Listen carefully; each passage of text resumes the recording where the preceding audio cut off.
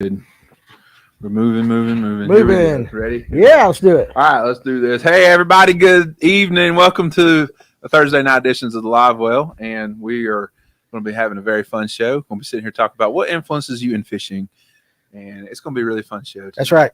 And before we get started, we want to thank all of our fine sponsors that we have. Adams Renovations. Adams Renovations. He does all kind of remodel work, new construction work, whatever it may be. We're currently building pole barns right now in the pasture. So if you got that kind of stuff, you want to come do it, hit us up at Adams Renovations, 470-505-3412. Charlie Adams, he's the guy for you. We'll come out there. We'll get the job done for you. Festive Water Paddle Sports, your North Georgia paddle sports shop right by Lake Lanier. Go visit them right off of 369 and Highway 400, www.festivewater.com. Go see Tim and Nathan. They'll get you took care of for the new coming up season for the kayak game.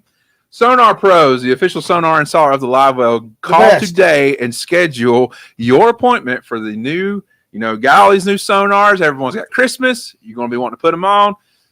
Call Trent Palmer, schedule up with him, get a appointment only at 770-530-4505. And as always, which we don't have it, actually, my bad. I'm a little rusty. That's Danny, okay. This is yours. Which one is me? Which one am I doing? This is you. You're doing Turner Tire?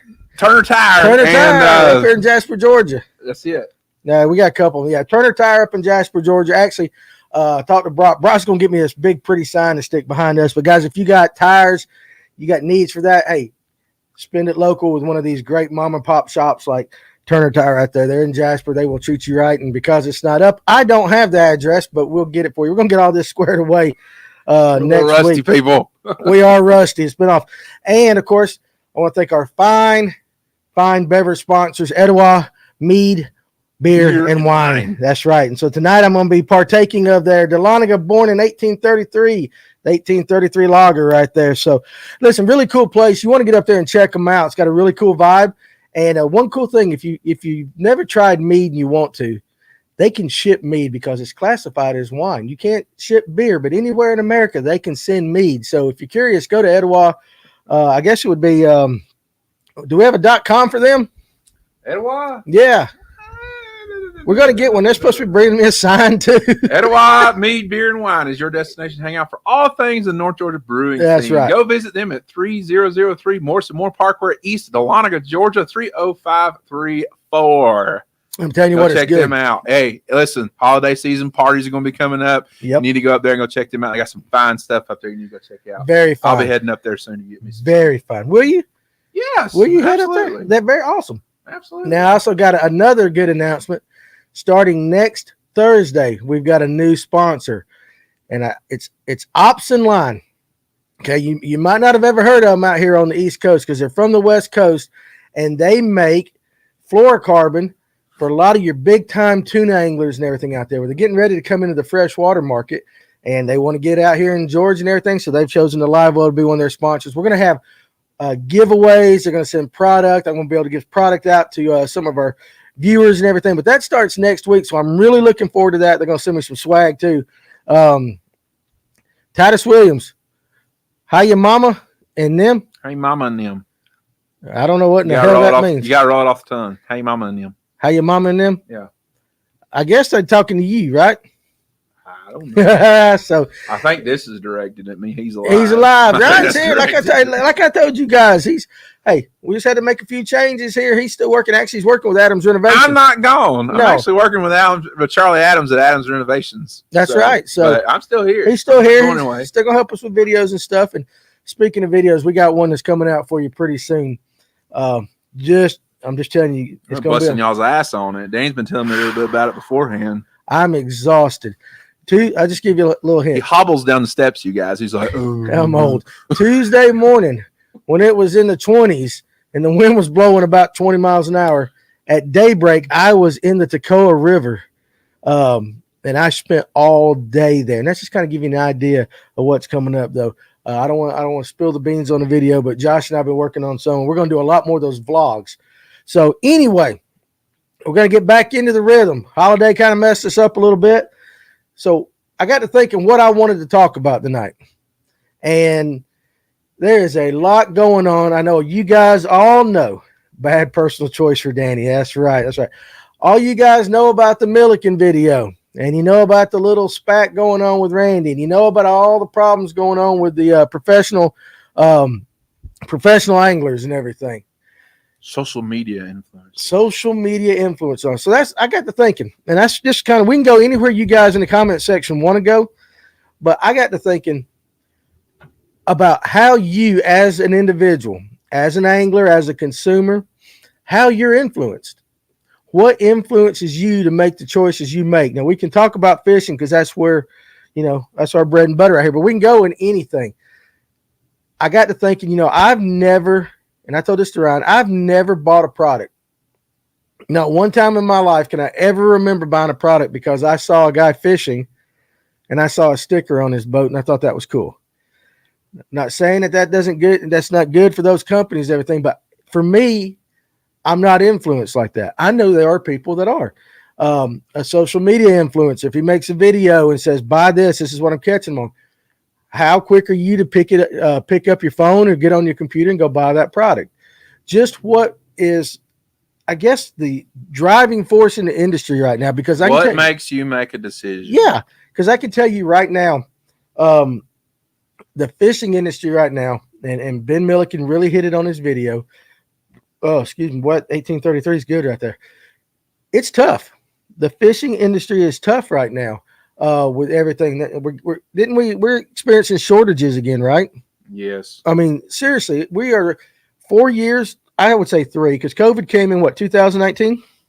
Yeah, in 2019. Into 2019 and 2020 was all jacked up, but now we're at the end of 2023. Tracy Coker, I'm influenced by local folk, word of mouth. Yeah, I get that. Scotty Edwards, less promotion of negativity. I get that. What's up, Michael Temples? Glad you're back from Hawaii, man. Spoiled brat right there. Well, he spent like 3 weeks, seemed like, in Hawaii. Tough life he's got going on right there. So I'm glad you're back and safe. It's good seeing you tonight. Ron, I enjoy cool new tackle, but I only trust a few people because we all know the product. I'm not going to say that word. That will post what they basically the product prostitutes. The product prostitutes. And but that's it. What influences you? What Georgia Boy 44, what influences me is someone that I know isn't trying to influence me. That's pretty deep. That's pretty deep. Alex Pears. What's up, Farmer? There's all you guys are all over the place. I'm influenced by my fishing buddies, you guys, and a few other folks on social media. Aww. Yeah, we appreciate that. Spot Choker Bite Connor is always there right now, so definitely. I bought a bunch of spinner baits and spot chokers because of Ryan's videos a couple weeks ago. Real people with proven results, not sponsored BS. Well, see that's it. And that I was watching the drama between Ben and Randy go back and forth, and I just got to thinking. We're doing a lot of stuff with our YouTube. We're really making a push heading that direction here at Fish North Georgia. So we look at analytics. And we are looking at other pages, analytics, and we're studying them, see what works, what doesn't work. Ben Milliken is young. He's a hot ticket item right now. Young. He's young. He's like my age. You're young. Compared to me, you're young. Shit. 30s. How old's Ben Milliken? He's in his 30s. 30s. Okay. All right. So he's in his 30s. Good looking dude. Got the hair. He's got all the flowing locks and everything. But he's kind of hot in the market right now. Randy's a little bit older, but if you look at their analytics, they're both getting a ton of views. There are people, even though a lot of people say Randy is kind of out there, people watch Randy, and a lot of people listen to what he says. So, that did I say it right, Pers? Okay, I guess I did. I mess up a lot of those things. So, but that's the thing is, and I got to thinking, I'm like, okay, Randy's got his core group. Do they follow his every word? Like if he says this is working, do they go get it? When Ben says or puts out a video, I'm catching this, do they go get it? What turns you off about somebody on social media? All these things is what I want to say. Tim Hancock's, pull him up. Hancock. Dude, I got up at 5 o'clock this morning to get in the river. I've said it a million times. Anytime anyone with a monetary interest in the fishing industry gives you advice, take it with at least one grain of salt. Yeah, but I mean, Tim, sometimes there are people in your, they do have your best interest, but I get what you're saying.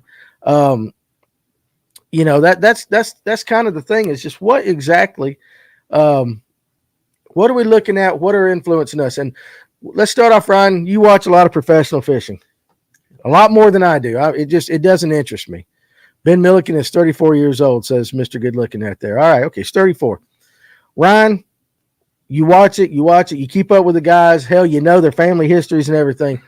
But do you get influenced at all by any of the product pushes that they throw out there, any of their sponsors? Who's your favorite angler? Right now, who's your favorite angler?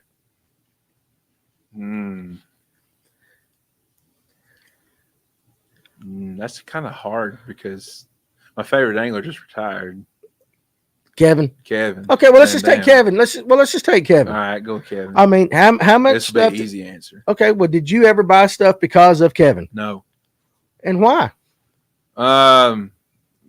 Mainly because, for the most part, you know, before I kind of like had like a lot of my equipment that I really like to use. Mm-hmm. You know, I was like, Quantum's crap. So like, yeah, you know, and I had been told by multiple people that Quantum wasn't very good. And I've been told by a bunch of people that Quantum was top of the line. Right. You know, I don't know.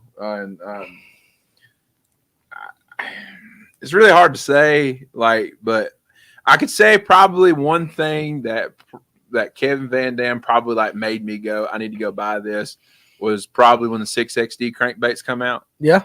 I can honestly say, God's honest truth, you guys know me well enough.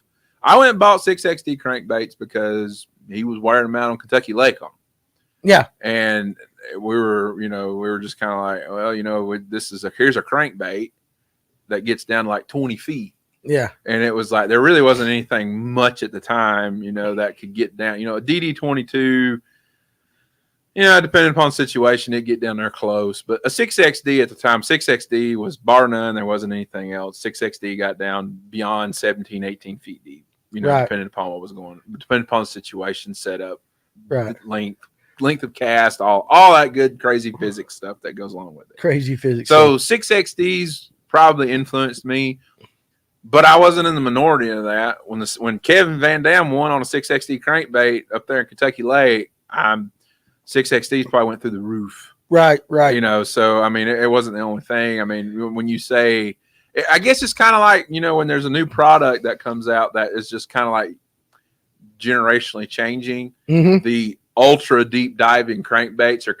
kind of at the time when they first came out, were generationally changing type baits. Right. You know, there wasn't anything on a long cast would get down that deep. Yeah. Without doing some modification type stuff to it. Uh-huh. You know, you could pull it out of the package and you could throw one. And it would go down to where it needed to be for the most part. But not a lot other than that. Not a lot other than that. You know, I watched Kevin more for, you know, I modeled more of how I fish after Kevin. Personally, how I like to fish. I modeled more after the way Kevin fished than more say, you know, oh, he's throwing X, Y, and Z. I need to have that exact stuff. Yeah. You okay. know, I just didn't influence me. Okay. All right, Joshua Murphy, you're blowing up our feed over there, so I want to say thanks for tuning in tonight. Yeah, you got some good comments going on right there. Derek White, Scott Barnes tournaments when there's 10 sacks over 20 pounds. Holy Toledo! I mean, sheesh. When Jordan Lee brings in 22 pounds or something like that and didn't get first. So in principles, yeah, Scott Barnes and them had a hell of a tournament. You know, Michael Temples, going down to this next one, and I've always thought about this. How do you know they're actually catching fish with the baits they're sponsored by? So, and that's another thing. And I think that's what they go with. Tim's Hancock is responding to you right there. That's a big thing. How much of it is, okay, well, let's just take this for example. I've got a sponsor right here, Etowah Mead Beer and Wine. I actually partake of their products. You see me partake of them. They're good. I wished you guys would really go buy some. But are these the only adult beverages I drink? No, that for sure. I don't. Actually, you know, I came in and had a Pepsi. So, you know, it is, you can be transparent about it and say, yeah, this is it. I like everything. But yeah, are they catching fish on the baits? Derek White, I caught 20 pounds yesterday. It's out there right now. You know, Lanier's hot. Lanier is hot, and unfortunately, I'm filming on rivers, so that's just the way it goes right now. All right, so let's just do this. So Ryan, you've never, under no circumstance, because I'm let me tell you something. I know I'm in fishing. I've never done that, but I can tell you in NASCAR I have. I'll be honest. When Junior was driving the Budweiser car, I drank Budweiser because Dale Jr. was my driver. The second Dale Jr., who came after him? Was it Casey Kane jumped in that car right after him? Do you remember? It was Harvick or Kane. No. Somebody drove Budweiser after Junior jumped over to Mountain Dew, and I stopped drinking Budweiser. I'm guilty of that. Now, how many guys are like that in fishing? I can't remember what it was. No, Casey Kane took over from Bill Elliott when Bill Elliott retired. I thought Casey Kane drove Budweiser. If you guys watch NASCAR, we're over here redneck to find. We're not talking about NASCAR. Well, but seriously, so I'm guilty of it in other aspects, but not in fishing. I can't think of an instance in my life where I saw an infomercial, and even on social media right now, what did Tyler Minnick say? Pull that up. I stopped using DuPont string because of the rain. There you go. I get that. I get that. So, yeah, you're right. Yeah, I don't use DuPont. Yeah, I get that. Being open-minded is good too. Absolutely. I'm going to throw what the fish catch, what catches fish. Tim, again, if someone is trying to get you to buy their bait, there's no valid reason that can't provide good quality cast-to-catch videos of them catching fish on it. Now that I agree. Now, I do know, like when we're talking these sponsorships and stuff, you'll see a lot of pros, especially a lot of mid-level guys that aren't on the elite series, all that. They always will share. Let's just say Berkeley. Let's take Berkeley, for example. If they're sponsored by Berkeley in any way, they'll share their posts. They'll do a lot of that, but you really don't see a lot of, you're right, the videos of them actually catching fish on those products. I'm a sucker for something pretty advertised on Instagram. Kevin Thornton, I quit drinking Abuse Light. Abuse Light? That's interesting. I think you meant Bud Light, man. Abuse Light. Pinkston, I use a lot of what I sell because I got a good deal and they work. Because I get a good deal and they work. Hey, listen, you have one of the best underspins out there. I get that. I love you, shake your heads too. Come on, Danny. We all know you bought 3 of those damn Banjo Minnows when they came out. You know, I tell you what, I never did. But I can remember this.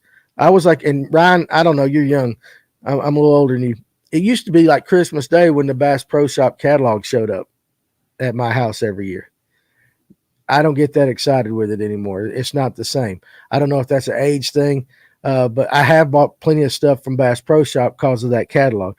But think about this. So Ben, you know, if you guys watched that video, let's just say he gave a pretty scathing expose of the entire situation in the fishing industry right now. Pretty much, and Ryan, you'll agree with me. Pretty much everything he said was true. Yes, 1,000%. 1,000%. And you know, 1,000,000%. And if you don't believe that, then you're a sucker. It's true. Or you've got blinders on. It is true. Because it is true. This has been probably, and I read a thing today, and I wish I had it. I should have brought it on my computer. Listen to this. This is so interesting. And I don't know if you'll hear it. Fishing Wire, every day I get 2 or 3 newsletters from fishing industry companies. You know, they keep up with all the news going on in the fishing industry. They sent out one today, and it was forecasting kind of in the 2024. So we had 2019, like Ben said, and then we had this big jump. Everybody was out there fishing. Now we've had the corrections. 100% true. But here was a stat that they said, this company that was forecasting it. Tell me what you guys think about this. When the economy is hot, when people are working, it said overheated. I got to remember what that meant. But anyway, there's a point in the economy where people have the money to go out and buy the products, but they don't have the time. They actually forecast to sell more lures, line, licenses, and everything when unemployment is high. And right now we got low unemployment. When unemployment is high, it's better for the fishing industry than when unemployment is low. Have you ever heard something like that? That makes 0 sense, but yeah. 100%. And that's kind of what they're predicting going into 2024 is that, and again, there's business guys out there that probably know this stuff far better than I do. But I'm interject. When all you got to do is show that you put in one job application right every other week, they'll keep rolling in that unemployment check. And a lot of unemployment checks nowadays are considerably more than what you can make making an honest living. Look, Kevin Thornton, it was Bud Light. He hit the button too early. But seriously, think about that. So our economy is kind of, we had the COVID boom. Now we got the COVID correction. Fishing licenses and hunting licenses are back down to pre-pandemic levels now. So basically late 2018, early 2019 levels. That's where our fishing and hunting licenses are at. But they're looking into it and they're saying, okay, and you guys can start paying attention to this. If we got low unemployment, it's good for the tackle industry. Low unemployment is bad for the tackle industry. I said that wrong, right? Yeah. Yeah. Low unemployment is bad for the tackle industry. High unemployment is good for the tackle industry. So that's, that's crazy. So these are all these things that we're learning, in this business, trying to figure things out. And I don't know where in the hell it's going. I really honestly don't know. What's up, Luke Turner? Ron, glad you're back. Ryan, you've been around the shop long enough. You've seen it. It's been tough this year. Yeah, no, it has been. People don't have the extra income. We've had a lot of conversations with a lot of different companies. I know I have personally with a lot of different companies that, it was, things were tough and things have been tough. Things have really been, we'll just say it like this. Things have been difficult since pre-election cycle last year. Right before the interest rates went up. Right before all that stuff happened. Yeah. And things were kind of tough, and by the grace of God, we unlike some people, there were several of them that we heard, we just flat out put it out there like it is. We survived this past winter. Yeah. And we made it to the spring. We did. Yeah. We survived this past winter. There were several places that did not survive this past winter. They closed up the shop.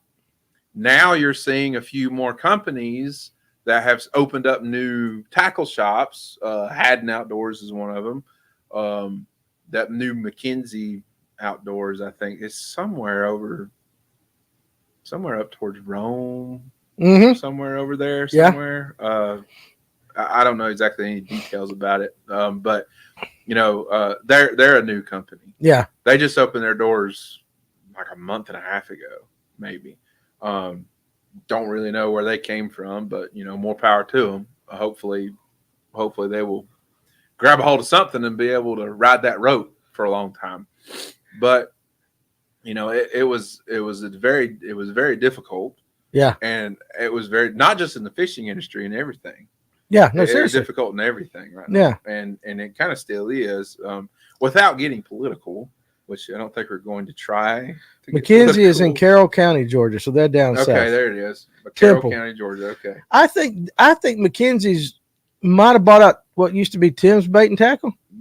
I don't know. Someone in the comment section, if you know the answer to that, please let us know. I thought there was one down that way that went out of business and somebody was taking it over. So I might be wrong. Hey, wish you guys all the best. Absolutely. He did. Okay. So there you go. So that's okay. So that's what I thought. So yeah, wish you all the best and all that. But I tell you what. Well, welcome.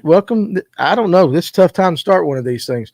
But I don't want to be doom and gloom on all of it, but that's why I'm kind of employment does have an effect on sales. I'm sure if you can't keep your family up, you sure can't buy fishing lures. What's up, Paul? Paul is here. He made it from his jump in here. We're talking about which one? In one right there, I believe. Let's get us Paul. Is he situated? I got to adjust that camera. Ryan, adjust that camera. Let me bring you in on the conversation. So we're kind of talking about. Bring me in. Yeah, so we're talking a couple things. We're all over the damn place now. It's kind of like how I have sex. I'm all over the place. Those are the best shows. Is the phone going to ring tomorrow? Is my phone going to ring? Is his phone going to ring tomorrow? It should. Why? Well, hell, it's a good show then. Oh yeah. We ain't going to make nobody mad so far. So started off with this. Social media influencers, pros. What influences you to make purchases and decisions? Is it, it's a sticker on the side of the boat? Is it their sponsors?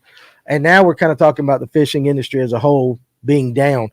So there's Paul and all his beauty right there. Great. You look great. Dude, you got me framed up good this week, man. You do. I like that. So let me ask you though, now that you're here, have you ever bought something based upon? It's because I've been framing all week.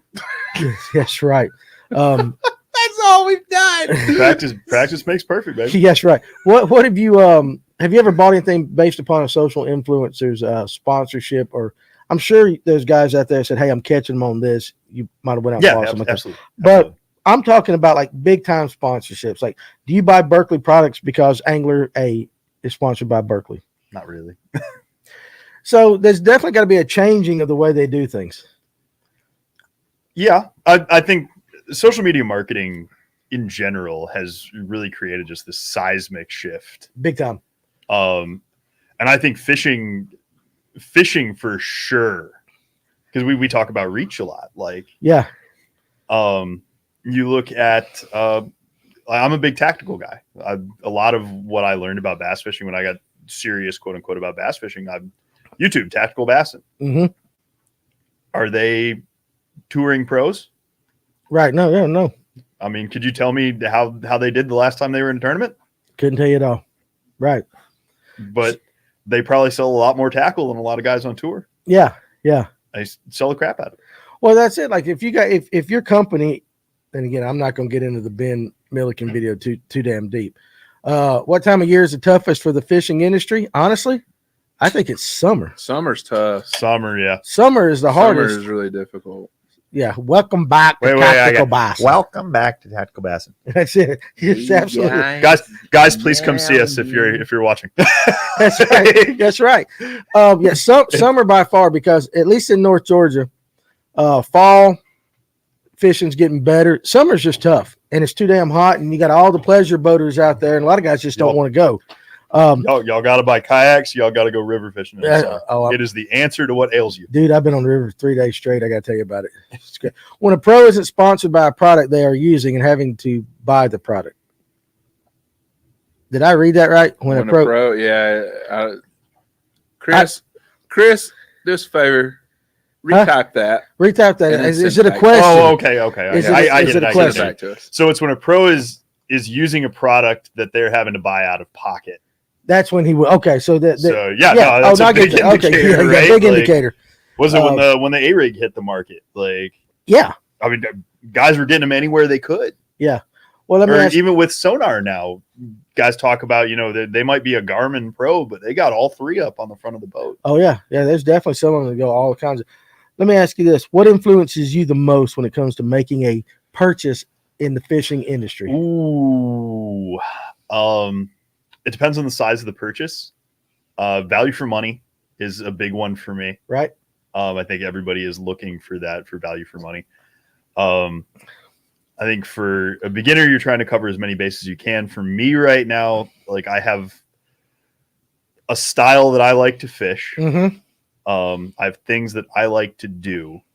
And so I'm buying products specifically to fit those needs. Right.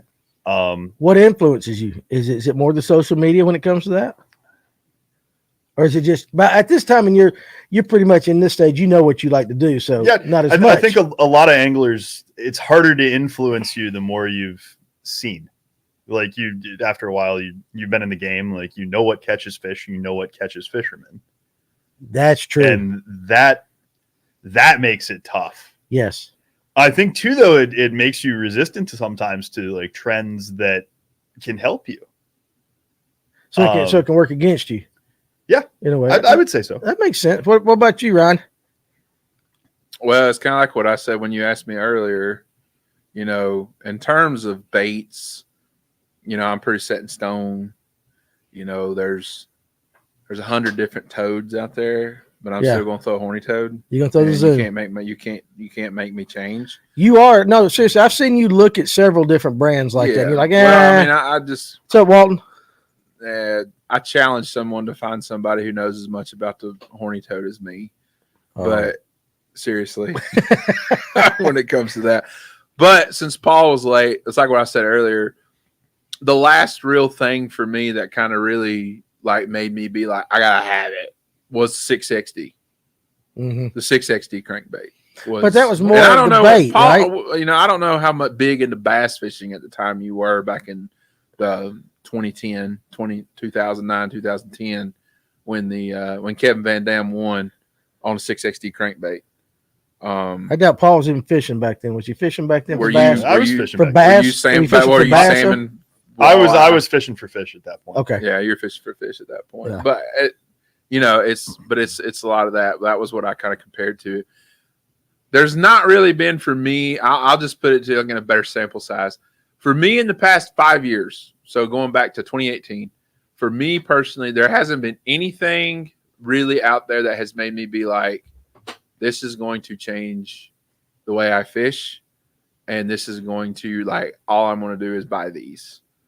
I'm more into how well does the product work, Mm-hmm. how well is the product put together, Mm-hmm.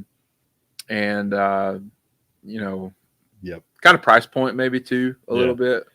If it's a piece of equipment, I think you're looking for quality, value for money a lot of times. For a bait, it's results. You know, there's nothing really new under It's the sun. results. There's really nothing new under the sun. You know, No. so at this point now, all your companies are either copying somebody else or trying to tweak a product that's existed forever. I mean, a plastic worm is a plastic worm. Yeah. I mean, pretty Absolutely. much plastic worm is Absolutely. plastic worm. A jig is a jig. Pretty much. Until it's a true grit jig. until it's a trigger Is it, jig. though? That's right. Is it, though? Now live scope's a little bit. I would say live scope, yes, but it's still. I mean, it's sonar, so I mean, I guess live scope would be a kind of a game Scope. changer. Scopes change things in a lot of ways, but Now listen, we'll we take caught that. fish before live scope. We did catch fish before live scope, and you know that and again, bless old Randy's heart. Listen, Randy Blockett's 62 years old, so he's set in his ways. I get why he's against some of the things he's against, and actually, if you watch some of his channel, now I used to watch it to make fun of it, but if you really dig into some of the stuff, he's got some good stuff in there. He's got some good stuff. I don't dislike Randy as much as a lot of people. I don't either. Like, I think I've come to like he coming around to he him. entertains. I think when he wants to stir the pot, I think he is a chess master. Did you when he see wants to what just he stir the did? pot. Did you see what he did yesterday? No. Okay, so everybody knows the word clickbait. We've all heard it. We put a thumbnail up. You got the guy going, whatever the hell he's doing, holding up this, and it's like, I caught this monster out of a mud hole, whatever. And you click on it, and he's really not doing it. That's clickbait. But Randy did a little thing yesterday where he just did a video. It said, how to fish a plastic worm. And no, people were complaining about him having too much clickbait to get people. Nobody watched it. Nobody watched it. He came back a couple hours and goes, see, this is why. This is why you have to put something in the thumbnail, in the title to attract people's attention. So, I'll say this about Randy. yeah. What's up, Phil? Oh, can I say something real quick? Yeah, go for it. Hutchinson, I was busy filming today. I saw that fly you sent me. Yes, that would be a bass killer. I just didn't have time to respond to you, dude. I was waist deep in water. I think the thing about Randy that puts people off is Randy's not afraid to ask people to think a little bit, even if they disagree with him. Mhm. And a lot of the social media infosphere Right. is not based on stopping and thinking. Yeah, It's based on reacting. it is. Now you want my hot take on Randy Blockett? Oh, come on. Go Let's for go. Give us your take. That dude is from the good old boys club. He is. You ain't if you ain't from the 80s, Yeah. or you ain't from the right damn family, But I am from the 80s. and you ain't the right ones, then you ain't got no damn business in bass He's fishing. a bit of a gatekeeper. That's pretty much He what is. he is. Yeah, Yeah. yeah, but And as listen. far as I can do, he can kiss my ass. Oh, good Lord. Randy- Why you gotta be real. so negative on Randy, Randy? if you ever watch this call, Because a lot of his videos are crap. Okay, but you know what? Listen, though, they're They crap. are crap. They're crap. Okay. But pull up. Bone is we did Hey, it. We did it here. we We did did. it here back in the summer. And you, We me and you did. did it right here in this We basement. did. Bone is overrated. It is. It Well, I was don't give funny a as damn if hell. Bone's overrated or not. Bone works. But you know what? He's making a daggum living off of views. He's he is making a pulling- living off of people like me. He's pulling in Who enough get views. pissed He's when he pulling says the something same as Milliken. stupid. But he's Not same as Milliken. STUPID. Stupid. Yeah, but you know what? SPOOPID. But Ryan, did you click on it? Yes. Damn right. So he knows what he's That's doing. what I admitted. I just This is admitted why I said that. chess I master. said. I Watch him admitted that. I said I watch reacting. his. I watch. God, I Reacting. about got wild. I watch his stuff. Sorry, I've been on job site all week. I ain't been in the store. So pull up Scott Barnes' comment. That's a book. It's a book. Is Damn, Scott. Here, Gotta get I'll Barney Like I read said, I it. think his wife I'll probably read will it mind. since you Read don't that. have any glasses on. I can see. That Go was ahead. pretty interesting to hear regarding employment, unemployment numbers affecting tackle sales. I would have thought it would have been opposite. Regardless, surviving is key right now in several industries. I personally have seen a 50% drop in business over the last year, and not ashamed to say I have spent less on tackle and other hobbies. That was interesting data you provided. Give us a plug for Sunday, December 3rd tournament. I will be in the doghouse because it's mine and Kelly's Probably anniversary or something like that. I I'll would find out because assume I think his wife was with my wife tonight. I think they had to work tonight or had something going on at the church. I'll tell you what, I'm gonna find that, and tomorrow when I come into the shop, I'll be at the shop tomorrow. I might just read that article out and post it on YouTube because I don't know if you heard it. So I read an article today by Industry Insider that said when unemployment is high, tackle sales are up. When unemployment's low, tackle sales are down. Yeah. I mean, it's see it. crazy little things like that, little I can things. see it. All right, so hey, let's plug his tournament though. All right, so December 3rd, that's one of his Barnes. Listen, you guys did you see the results of his tournament? The turkey tournament? The 25-pound bag. Jeez Louise. Jeepers crow. Listen, I've said this before. I Some of those you come texted in- Ryan about it, and I almost never text Ryan about anything. I was like, you come in with 20 pounds, you're like, yeah, I'm gonna cut a check. Shit, no, not in that one. You wasn't. 25, and that's spotted bass. If Lake Lanier, I mean, listen, I know, and we kind of don't want to talk about I Lake was Lanier all the rolling time. Wednesday with my. But, woo, I was rolling Wednesday with my 18-pound bag that we had, yeah. and then at the end of the day, we leave at like 3:30, and we're like, you know, I ain't gonna do shit. Yeah, listen, that's- like I caught a 541 lip. yeah, you would have And got it big was fish. like, I was like, I wouldn't even got big fish. You would not have I was got like, big why fish. we had 18. We had over 18 pounds, and we were like, this ain't gonna do crap. Yeah, we just no. throw them back. That was. I mean, Jordan Lee. There's a pro. He's like, that's. I think he made a comment something like that. He fished with Kaz Anderson. He was like, this is like the most spotted bass I've caught, and I didn't even win. You know, I mean, them Prince guys, they know that lake. But yeah, that was stupid. But anyway, so I guess Scott's got a tournament coming up December 3rd. I'm sure to probably go out a Little Hall. Check out the Lake Lanier tournament page for info on that. He always posts his tournaments on that page. So check it out and listen. You better bring your A games. All I got to say, if you're going to do that. This is an interesting comment from Steve Pinkston. Not sure that brand loyalty is as high with the younger generation. Older companies could be having difficulties staying competitive, and I think that might be. I think that There's some outliers. The are. There's some loyalty outliers is in there. that. I agree with what Steve said, but there's some outliers.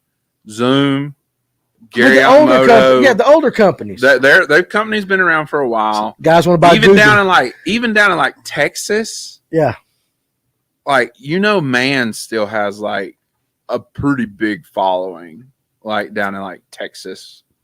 I don't know, Tim Hancock, he's still watching. He could probably elaborate that on better than I can when it comes to Mans, but Yeah. there's still some The stuff. loyalty, I think, is there, But not so much of the older brands.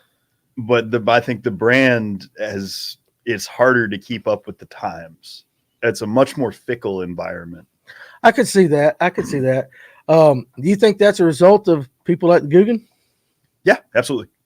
You know, Well, I mean, you're talking about influencers generating influence. Those guys generate a following. People want to use what they use. So what was a natural offshoot of that for them is to do their own rods, do their own baits, do their own Yeah.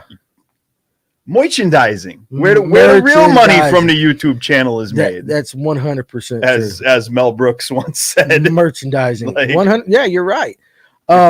Guggen Squad the t-shirt, Guggen Squad the plastic worm, Guggen Squad the reel, Guggen Squad the rod.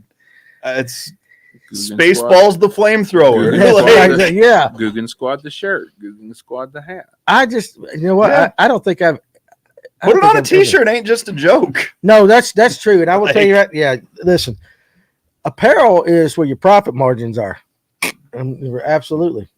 But I feel like I've tried to sell somebody here on that idea. you have, damn it, Paul. I'm trying.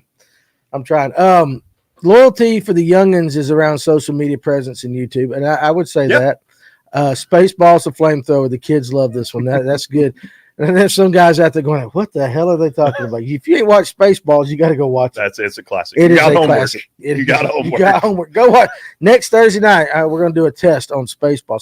And actually, I tell you what, you guys watching, because we've got Option coming on. New sponsor, Fluorocarbon Line, coming in out of the West Coast, going to sponsor hit us on the live one. Let's They're go. going to give us product. Excuse me, and some discounts on the website. So we're going to start doing a question of the week again. So here we go. We're going to lay it out right here. Next week's question of the week is going to be about the movie Spaceballs. Love it. Going to be about the movie Spaceballs. Love So it. you got to go watch it. Ella McPherson. All you got to do is say that name. I don't know what she did, but it's all good. Let's not go down this rabbit hole again like we did.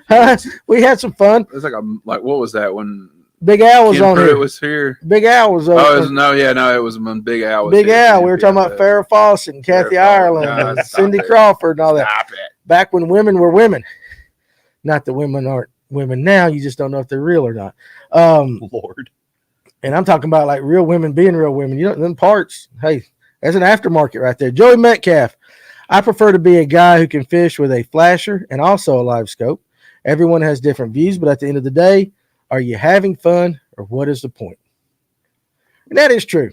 That is true. I think that's a solid message. I don't think that gets repeated enough. Yeah. And we talk about it a lot, or we try to talk about it a lot, is how centered the industry, such as it is on convincing anglers that without product X, Yeah. they will never ever catch another fish. Exactly. That's right there. So Brian Marcus, So what is product X? Huh?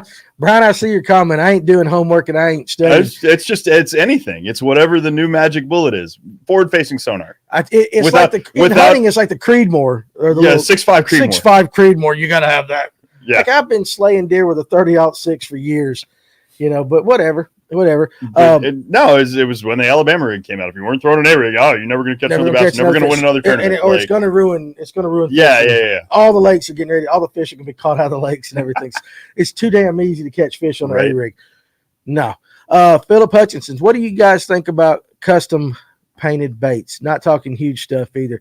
I will say this, that there's a couple guys out there that paint some really cool stuff. Daniel Truitt does a good job with some of the hair and stuff like that. I there are some that I will pay. Now, am I going to pay $150 for one? No, I'm just too cheap. I won't do that. But there's some good stuff. But I do So you're think not that going to be huh? all up in the extreme lure creations. I'm not into all that stuff. You I know, mean, is there a point where you're buying that bait because it's art? Like, some people are like that. Yeah. But I think Truitt's is functional. no, Truitt bait is like meant to be fished, mhm. and I think there's a difference there, especially like the big bait game. Like, obviously, guys are buying that for part of it's just to have it. Yeah. Or it's like when we were doing expos, like the guys at Long Creek Customs. I mean, they paint a gorgeous bait. Yeah. And some of that says it's cool. It's cool. The exclusivity is cool. Like to have something that not everybody has. And even if it doesn't affect the effectiveness of the bait, like one iota, Right. if it gives you a little more confidence, Mm-hmm. or if it gives you just like to look at the damn thing, it gives you a little more utility for your dollar. Right. There's nothing wrong with that. let's see, highest margin will be video and advertiser income. Yeah, well, we're working on that. So yeah, also my in the tackle shop.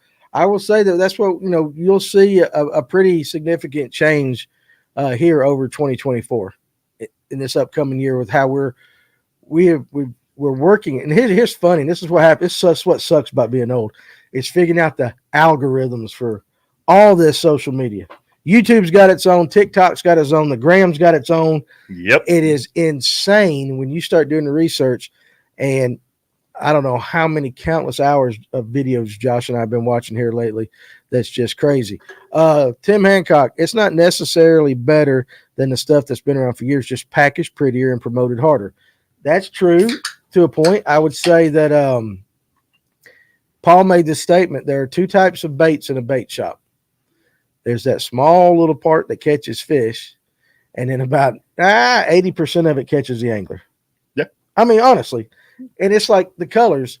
And so when you get into that custom painted stuff, are you buying something that is functional that you can use around here? Like, Oh, what? sorry. Go ahead. I Oh, totally forgot. We're going to have a YouTube video coming soon. about what? Put the camera on yourself. What'd you forget there, Ryan? So we were fishing Friday and last Friday, and I opened up my crankbait box, and I'm a pretty good crankbait fisherman, but Bronson goes, he's standing on back deck, and he's doing his thing, and he always does, and he's like, it'd be a cool video, and I said, what? And he said, you should open your crankbait box and show everybody your crankbait box and show that there's only like 2 different colors of crankbait. Yeah, no, seriously. Yeah. And he's like, because you got like 40 crankbaits shoved in that thing, but you only have like 2 or 3 basic colors. Yeah, at And I'm 100%. like, that's Let's do that one. I'm like, Bronson, as stupid as you are, that's actually really smart. That's his Man, best friend. tough room for No, that's Bronson. just And that's then, his best then he friend. Yeah. presumed to get hung, and then we had to go get his. That's something that you could only say about your best friend. That's exactly it. But seriously though, Well, how many colors when did you go there? when he said that, and I looked in my box, I was like, because like my box is divided by depths, but then it's also like colors, and like the middle is like solid red and orange. Right. Because it's like I throw so many like 6 to 12 foot red crankbaits Mm-hmm. because that's like that depth range that that red works the best in. But then when I get into like the deeper plugs, like the 6XDs, the DD22s, pretty much all of them are like either white colored, Right. chartreuse colored, or there's a few black ones sprinkled. What color rock crawler do I throw? And I know you know A it. red bug, Red bug. and I've got like 15 of them. Like if I'm gonna pick out a spur rock color, I'm throwing a red bug 99% of the time. I just have confidence in that color. But that kind of goes to, you got your basic colors at work. So when you get to the custom painted stuff where they start getting all this elaborate detail or these special dot pattern, like, does it really matter? Or is that more for the angler? You're catching the angler's eye. Because I don't think it matters for the A lot fish. of it's for the angler. I mean, it can. It depends how much of an edge you're looking for. Like, for the average guy that wants to catch a fish, yeah, I don't think it matters at all. right. Now, for a tournament angler where you're starting to try to really live on edge, Uh-huh. on creating just minute advantages, Right. being able to recognize and make those super subtle changes could be a difference maker. Yeah. But it doesn't change the core concepts. So we've had this conversation on deck of my boat. Yes, before. Drew, dogs by 10 at least. Go ahead. Let's not get into that. Oh, dogs are going to win, baby. Let's not get into that. I hope No, Bar I know Day they're is gonna Bar win. Day No, watching. I know they're going to win, but I've had a few conversations over the past week and a half, particularly with one individual that is like, Bar Day. hell no. Bar Day. Oh, dude, Bar Day. let's just Stephen not Bar go Day is there. convinced. that Barday doesn't watch live anymore. He told me last Wednesday he watches at a later date. So good. So Bar Day, we know you're listening at some point. he, At some point. me and him was in the back of a pocket, and I said, so I got to ask you, you're a big Alabama fan. What do you think? Alabama's going to roll Georgia. He didn't even damn hesitate. I turn around, he's on the back deck of my boat, and I'm like, It's a lot of confidence. You wow. know what? I'm like, I said, I believe it's going to go one of 2 ways, most likely. I said, Georgia's either going to roll Alabama or it's going to be a really tight game. Yeah. I said, Alabama's not rolling, Georgia. No, Alabama's not. Oh, you don't even. Jalen Milroe, he's. I'm like, Barday, he averages 10 passes a game. Yeah. Don't come at me with a 79.3% passer percentage, completion percentage over the past 6 weeks. He's thrown 50 passes. Yeah, I know. It don't matter. They got to be accurate. Oh, good my Lord. God. You got to be accurate after the Whatever. receiver runs around for 8 Here's seconds Carson and ties Beck. his shoe. Yeah. Exactly. Exactly. Oh, so yeah. So Get to anyway. what my point being, though. Shit, I forgot my point. All right, go ahead. Okay, listen. It'll come back to me. Now this is another thing for guys listening because I'm wanting to do a video, a true video, and I'm pulling all these studies together about colors of baits.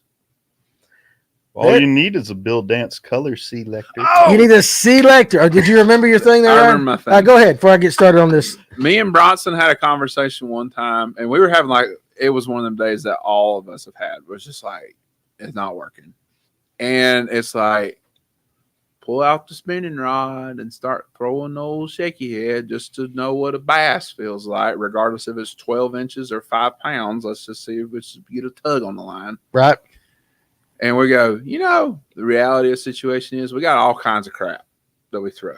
Yeah. And we got favorite times of the years to throw certain things. And they work. Tried and true. Mm-hmm. But the reality of the situation is if China invaded and Russia invaded America, The and hell left is us this all going? set aside, and we had to fend for ourselves. Yeah. Give me a green pumpkin shaky head. Green pumpkin shaky head, and a pack of jig heads, and a couple packs of Kitex. And if you need to eat, you can eat. Yeah. If you live in North Georgia with green pumpkin shaky head and a couple packs of jig heads and some Kitex. Well, you're going to get at least You're at 12 least fish gonna out of eat. those 2 packs of Kitex. Yeah. You're right. You're right. Hey, you might as well eat the Kitex. But that is true, though, Ryan. That is true. And so that kind of brings you back into the Randy Blockett kind of guy. It's just this stuff's always worked. Yeah. You don't need all the new stuff. It's always worked. I don't know how you can go I all mean, over the the place. soft plastic swim bait is nothing new. Oh, listen, Tim Hancock. Hell, Tim the Hancock is underspin showing- is nothing new. It's not. He's showing his age right here, Tim. Like, I have a color selector. Someone gave it to me. I played with it for a while and tried to give it back. He wouldn't take it. I remember Bill Dance. Because there's again, I really don't watch a lot of professional fishing, but I watched Bill Dance. Moment of silence for Bill Dance? Passed away? What? Did he not? I ain't heard that Bill Dance died. Listen, Paul got tagged in one of them videos. He got tagged on that Facebook crap. Just passed away. ... I know all you guys have seen it. Danny probably hasn't seen it. I ain't seen it. Danny looks at Facebook like this. Oh, Facebook. Oh. And then I just Yeah, I look on so bad. Facebook and I say, all right, do I gotta approve a post, and then I don't mess with it that much. So yeah, but no, good grief, you about broke my heart right there. Like, I like Bill Dance, but that's one of the few shows that I watched, and I do remember him pulling out the color selector, and me thinking that was like still witchcraft. with us. Still with Okay, us. good. Bill Dance is still alive. Oh, Good, my Lord. but that was like, listen to me, that was like witchcraft. It's like that Simon is Cowell some- just passed away. Bullshit. I don't care about Simon Cowell, Simon yes. Cowell. That was what He- started that whole crazy. I would- Never heard of her. No, yeah, right. He's a butthole. Bill Dance, on the other hand, that's an American. Do y'all think Randy Blockett is right about jerkbait fishing is the most difficult type of fishing? I will say this. It's up there. I do. Now, I don't know if I agree with him, but I can tell you, if you ask me, the thing I have the least confidence in 100% is a jerkbait. Now, not the old style Rapala, top waters, the silver, and the gold one that I could throw in a farm pond growing up. To me, that was a jerkbait. But when you get down, especially in cold water winter where you got to jerk it 2 or 3 times, pause, See, I think, jerk, I pause. think that's the thing is I like can't when it's stand it. warm water in the high 50s, low 60s and up, Mhm. it ain't that tough. Yeah. When you're trying to really be effective with that thing in bitter, cold, deep winter, Yeah. man, See, it just becomes a different ballgame. and You should have seen the one I caught Friday on jerkbait. The first one when I figured out, okay, let's run jerkbait. You should have seen the first one. I live scoped that son of a gun. I'll throw that thing out there. And woo! That sucker goes, woo! Okay, It but just hey- comes straight up off the bottom. There was no like, What's my cadence need to be? No, that sucker wanted it within like 3 seconds of me getting it down there. Okay, but you know what? And that's Ryan? when it's just like, well, this is stupid. But Yeah. then there's days where it's just like with a jerk bait where you're like Danny and you're just like, ain't doing this crap no more. Well, You must well, scrounge your but head. give me a second. I like to scrounge your head, man. I like throwing impulse jigs. But that's the thing too. Like I'm very patient with the weightless wacky. I'll sit there and eat a sandwich. You damn right. I will. I'll throw that thing out. I'll sit there, make a phone call, eat a sandwich, and wait for that thing to slowly get down over a brush pile. But I don't have the same patience with a jerk bait in cold water because I don't have the confidence in it. But you said something very interesting though, Ron. You said I scoped that fish. I did. Okay, so you saw the fish, you threw the jerk bait at it, you saw how it reacted. That to me, okay, that's kind of one of the arguments pro or con against the live scope and all that. But for somebody who doesn't have a live scope, who's just sitting there looking at a point, and he chunks it out there and he jerks it, Oh, it's and that's- painful. it is painful. Now it'd It's be more painful. exciting if I saw fish on the ground Well, it's coming at it. like Hey, What? it's the, I'll go ahead and tell you this right now. Without a shadow of a doubt. The only way someone without live scope was catching that first fish, about 3.5 pound spot that I caught Friday on jerk bait, was because shit, I got some loose line. And they threw it over the side of the boat. Guarantee it. That's the only way they're catching that fish. Because that fish was over 80-foot bottom. Oh, okay. I get what you're saying. I was He's trying to in the middle catch of up nowhere. with you. Yes. That's what I'm saying. It was like, oh, I got some loose line. And you know, we all done it. I got some loose line. You just flip it over there. Get So Yeah. like, really when they loose said, line. dude, when they That's the start only way to that fish wander, gets that's caught. that's That a fish tough was fight. 40 feet in front of me. And I look over there and I see that fish. I'm fishing the point and I turn it over there and I look and I say, damn, there's two of them. Huh. They're running together. that fish don't get caught. And I 10 flew years over ago. there and I said, That's true. and it goes, whoop, and it comes up and grabs it. You agree with me on that, Ron? What? That fish don't get caught 10 years ago. No, absolutely Fish not. doesn't Like I get said, the caught only 5 way that years fish ago. gets Yeah, 5 caught years is if ago. it's like you pull up, you make a cast up there on that point, and you're like, son of a gun, I got some loose line. Yeah. And then Right. you go over here, throw outside the boat to get that loose line back out. Yeah. That's And the only way you're catching that fish. Yeah. And everybody does it. Like Tim Hancock said, I've let jerk bait sit for as much as 20, 30 seconds. And then Yeah. Tyler Minnick said I had to have a 25-second pause. I can't do Nah, it's that. too They- much. they I will can't, but come I up. can't do the 10-second pause. I think it's one of my best fish I've ever caught off out of the Lanier. I caught off my dock. Big largemouth. That fish was curious. I watched her. I stuck her one time and bait popped out. I threw that same bait, Spromic stick, and I watched that fish come out from under the dock, fins all flared out, and she stared at that thing and just looked at it. just looked at it, and then finally just went boop, and that was the bite.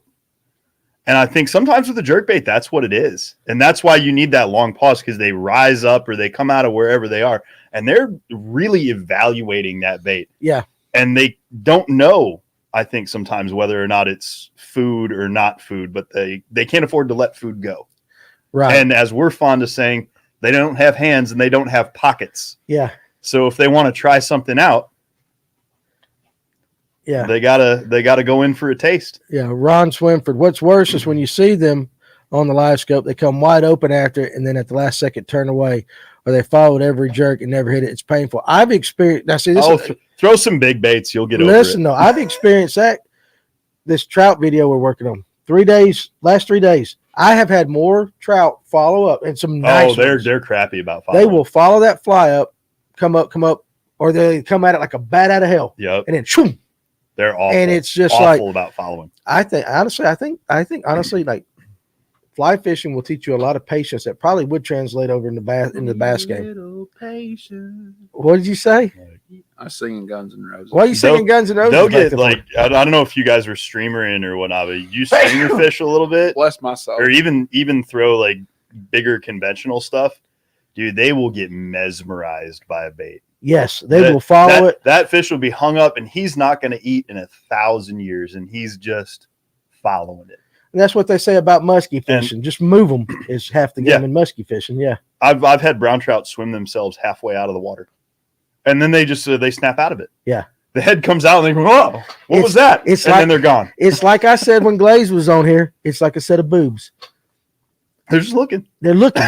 Honestly, I said, we were talking about big glide baits, big swim baits. Yeah, they come by, and I said it's like that's like boobs for fish. Like every guy, you can be the most faithful guy in the world, and you can be just a great, outstanding man. But if a nice rack walks by you, you're gonna be like, huh, and you'll keep on walking. I think when certain baits come by fish, they're like, huh, Yeah. They're not gonna eat it, but they're gonna look at it. So No, they absolutely do get curious about it. they do get curious about it. So trout are more finicky than bass. The ones that I fished for the last couple of days, yes. I would have done that all together. I don't have forward facing sonar. And listen, so stay on the good side right there. Don't come over to the dark side. Ryan has gone over to the dark side like that. What I mean, seriously, so are you like Randy hates that stuff, but I think he just hates it in more so in tournament fishing. What, the forward facing? Yeah, I think Randy just hates it. He might hate it altogether, but I think he really hates it in the tournaments. I wouldn't disagree with him. Like, I think the tournaments would be more exciting. we talked about not long ago. I think some of it it gets everybody doing a lot of the same thing, and you're not. Now, Ryan, you can correct me because I don't consume a lot of tournament fishing. Part of the interest in watching other anglers is watching the way that they make decisions and the way that they do things that might be different from you.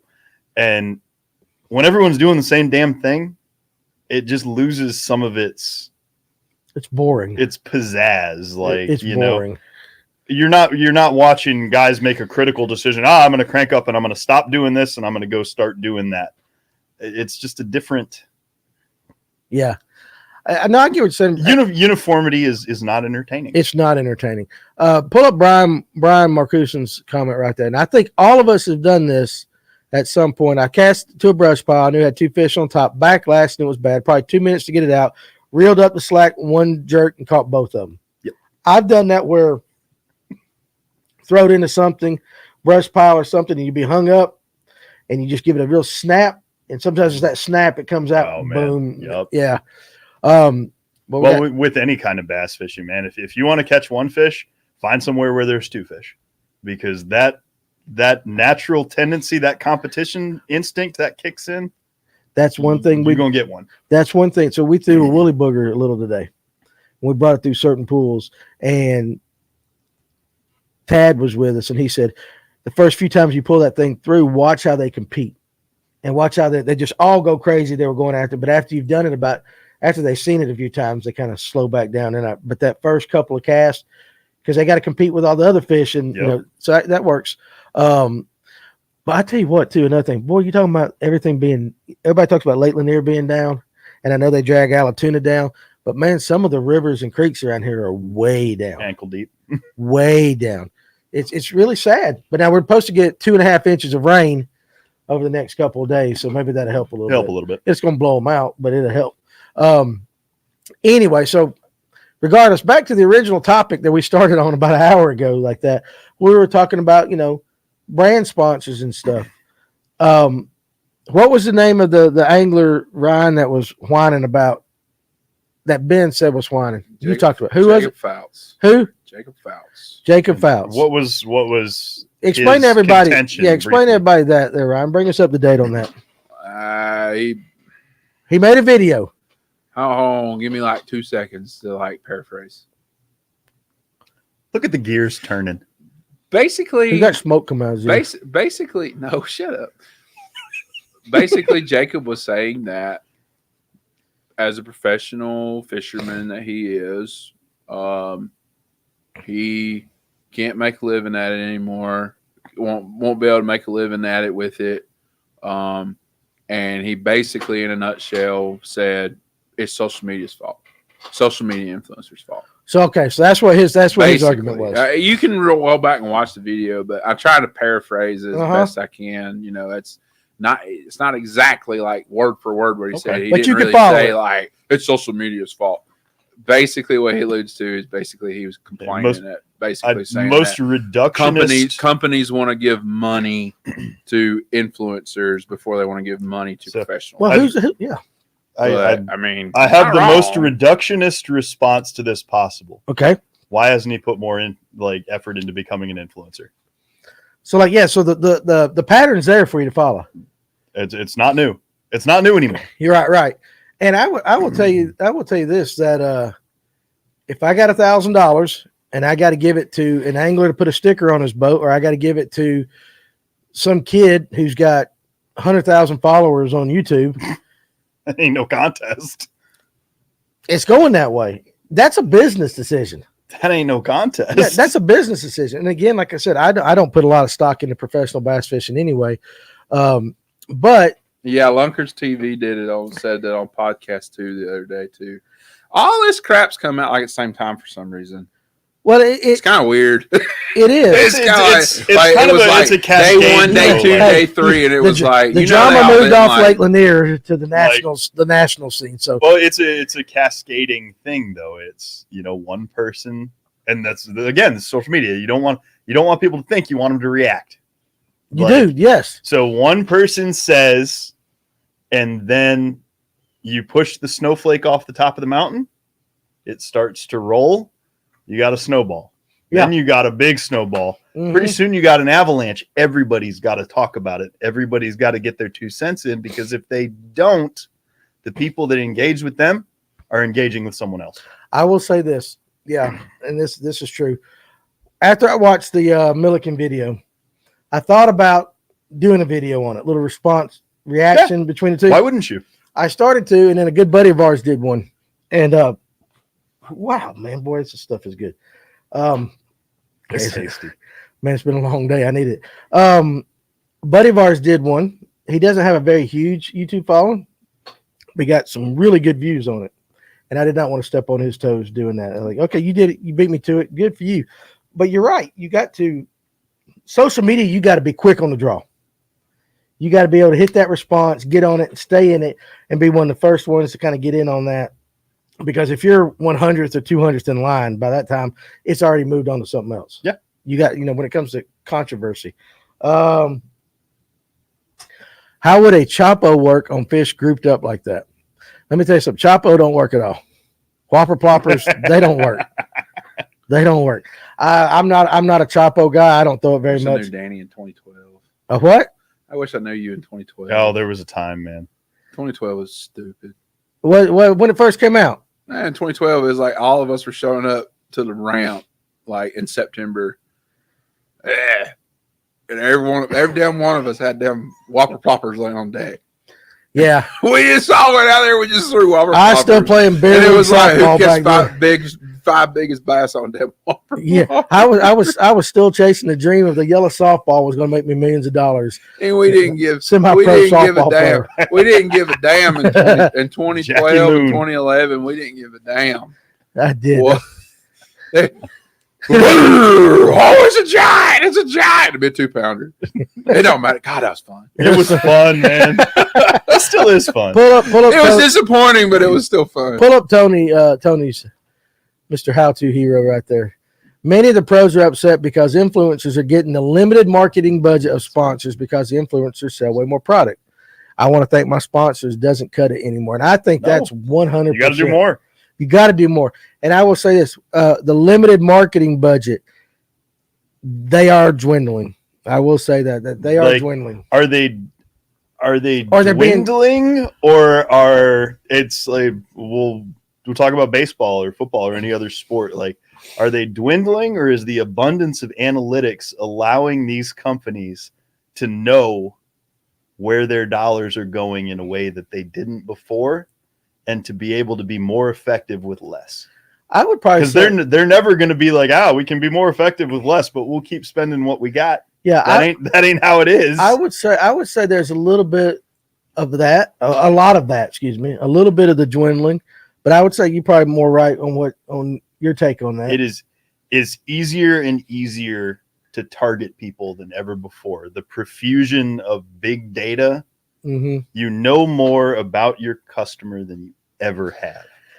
I can tell you right now, in about 2 hours after this live, I can tell you the age of everybody that's watched it, the location, not like your address at home or nothing, but you can tell what state, you can tell where, like it even breaks it down. Like your Shout viewers out from to our home. European watchers. Yeah, we got a couple of them. Yeah, we do. Heck yeah. We got a couple of them. Keep those Russian And bots that out of the one comments. Russian. Like I will tell you this, like when we put them on Spotify and all that, it pulls up Libsyn is our hosting site, and it'll pull up a map of the entire world. and wherever you've got a view, it will glow. And there's like some joker over in Kazakhstan or whatever.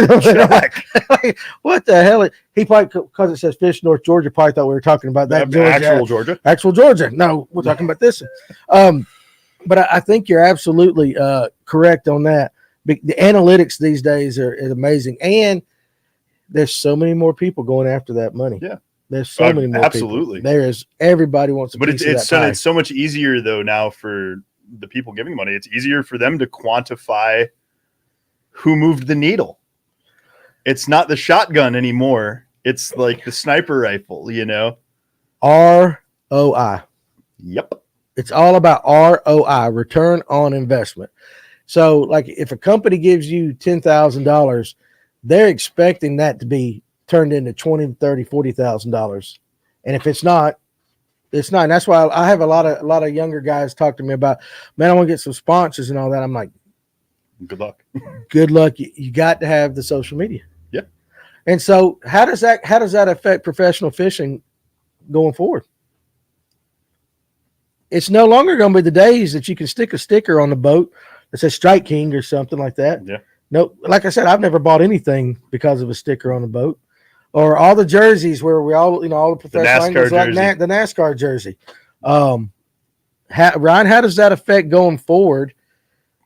Professional fishing, because right now they're dealing with a little bit of a crisis. How much is that going to shrink the circle? Do you think, Ryan? In terms of professional fishing? Yeah. Well, it's boring, number one. It has to. Where I personally think that I see the needle moving to with the professional fishing scene is if Bass and whoever else will, since they're friends to us, the NPFL, for example. I do like those guys. If they want to move the needle and keep the needle moving in the positive direction that they all want it to be, there's going to come a time here quickly to where they may not be the best performers on the tournament scene. They may do decent, but if it's like a Gerald Swindle effect, and it's going to hurt people's feelings, but I mean, Gerald Swindle is not that great of a fisherman on the tournament, on the professional scene. But he can sell he hasn't really won anything other than he had like individual events. Like he's not like, oh yeah, well, he won here. Yes, he won 2 AOIs, and that is fantastic. As accomplishment that only a handful of professional fishermen have ever had. But Gerald Swindle ain't going nowhere because Gerald Swindle has thousands and thousands and thousands of people that will sit literally just watch tournaments just to see what the hell he does. Yeah. And it's going to get to that point too, to where performance, where it used to be performance was whether or not you got paid in the professional scene, performance to, well, you may only caught 21 pounds in 2 days and you finished 53rd, but there's 10,000 people here watching because they want to see what you do. Yeah. Yeah. And and we here in the YouTube scene with this, and then with the Real American Road Trip, same way. Views equal dollars. Yeah. Am I right? You're right, Danny? Eyeballs looking at stuff equal dollars. You gotta get if I'll just use myself as an example. Oh, here we go. If I'm so well loved and so followed that, I have 100,000 people that think Ryan Sheffield needs to be a professional angler, and they stick me on the professional circuit, I may go shit the bed at the Red River. But when I get off the boat at day one with my 2 pounds, I got like 50 people want my autograph. And I've got like 500 people they made a post with me on Bassmaster that's commented, I love Ryan Sheffield. Yeah. That's where I think the game is starting to move to. I think is what I think compared to the 90s. Go ahead, Paul. I think that it's a good point. I think that it's kind of lifted the curtain on what the main underlying purpose of professional fishing is. It's to sell stuff. To sell product. And it always has been. Yes. And there's nothing wrong with that. The industry supports the anglers. If you want to make your money and make your living as a fisherman and go live the dream, Mm-hmm. you got to do it. Yeah. You got to do it. That's how it is. It's just more blatant, maybe isn't the right way to put it, but as industry trends and what gets eyeballs changes, Mm-hmm. like the money is going to follow that way. Yeah. It's as Ryan said, it's not going to matter if you're the best anymore. Yeah. It's going to matter if you hold people's attention. That's old Um, NASCAR saying right there by Ricky Moore. If you win on Sunday, sell on Monday. Yeah. Love them or hate them. Ike and Ellie. Mhm. Ike and Ellie's a brand. He like- got a new show on Waypoint. I watched it the other day. He Was was it good? the first. He was Wasn't the bad. first. Listen, Iaconelli was the first one to really go like non-traditional bass fishing type show. Lean into the character. Fish My City. Yep. Yeah. Yep. And he traveled from one end of the country to the other. I don't know. Hell, when was that? About It's been 7 years ago, Yeah, maybe? yeah. 7, been 8. a minute. Yeah, it's been a minute. But he ran around. He went down to Miami and caught a peacock bass and a chichlid. And Super fun. Everyone should something do else, that. a largemouth. Super fun. Everyone should do that. Yeah, and he did Trying. all this kind of crazy stuff, and they were running around on bicycles with a backpack, Oh. and crazy stuff like that.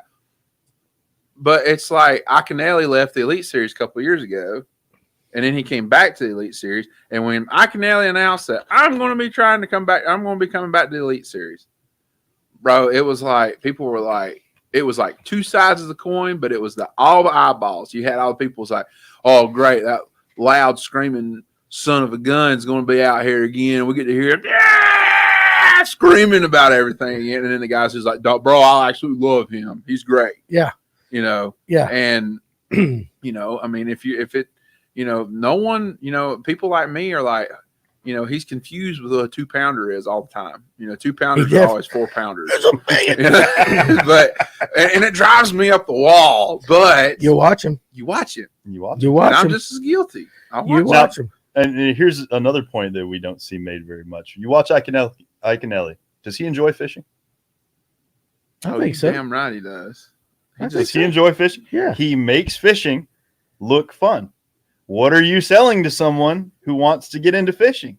It Yeah. ain't going out and grinding 10 hours for 5 bites. Right. It's going out and having a good time.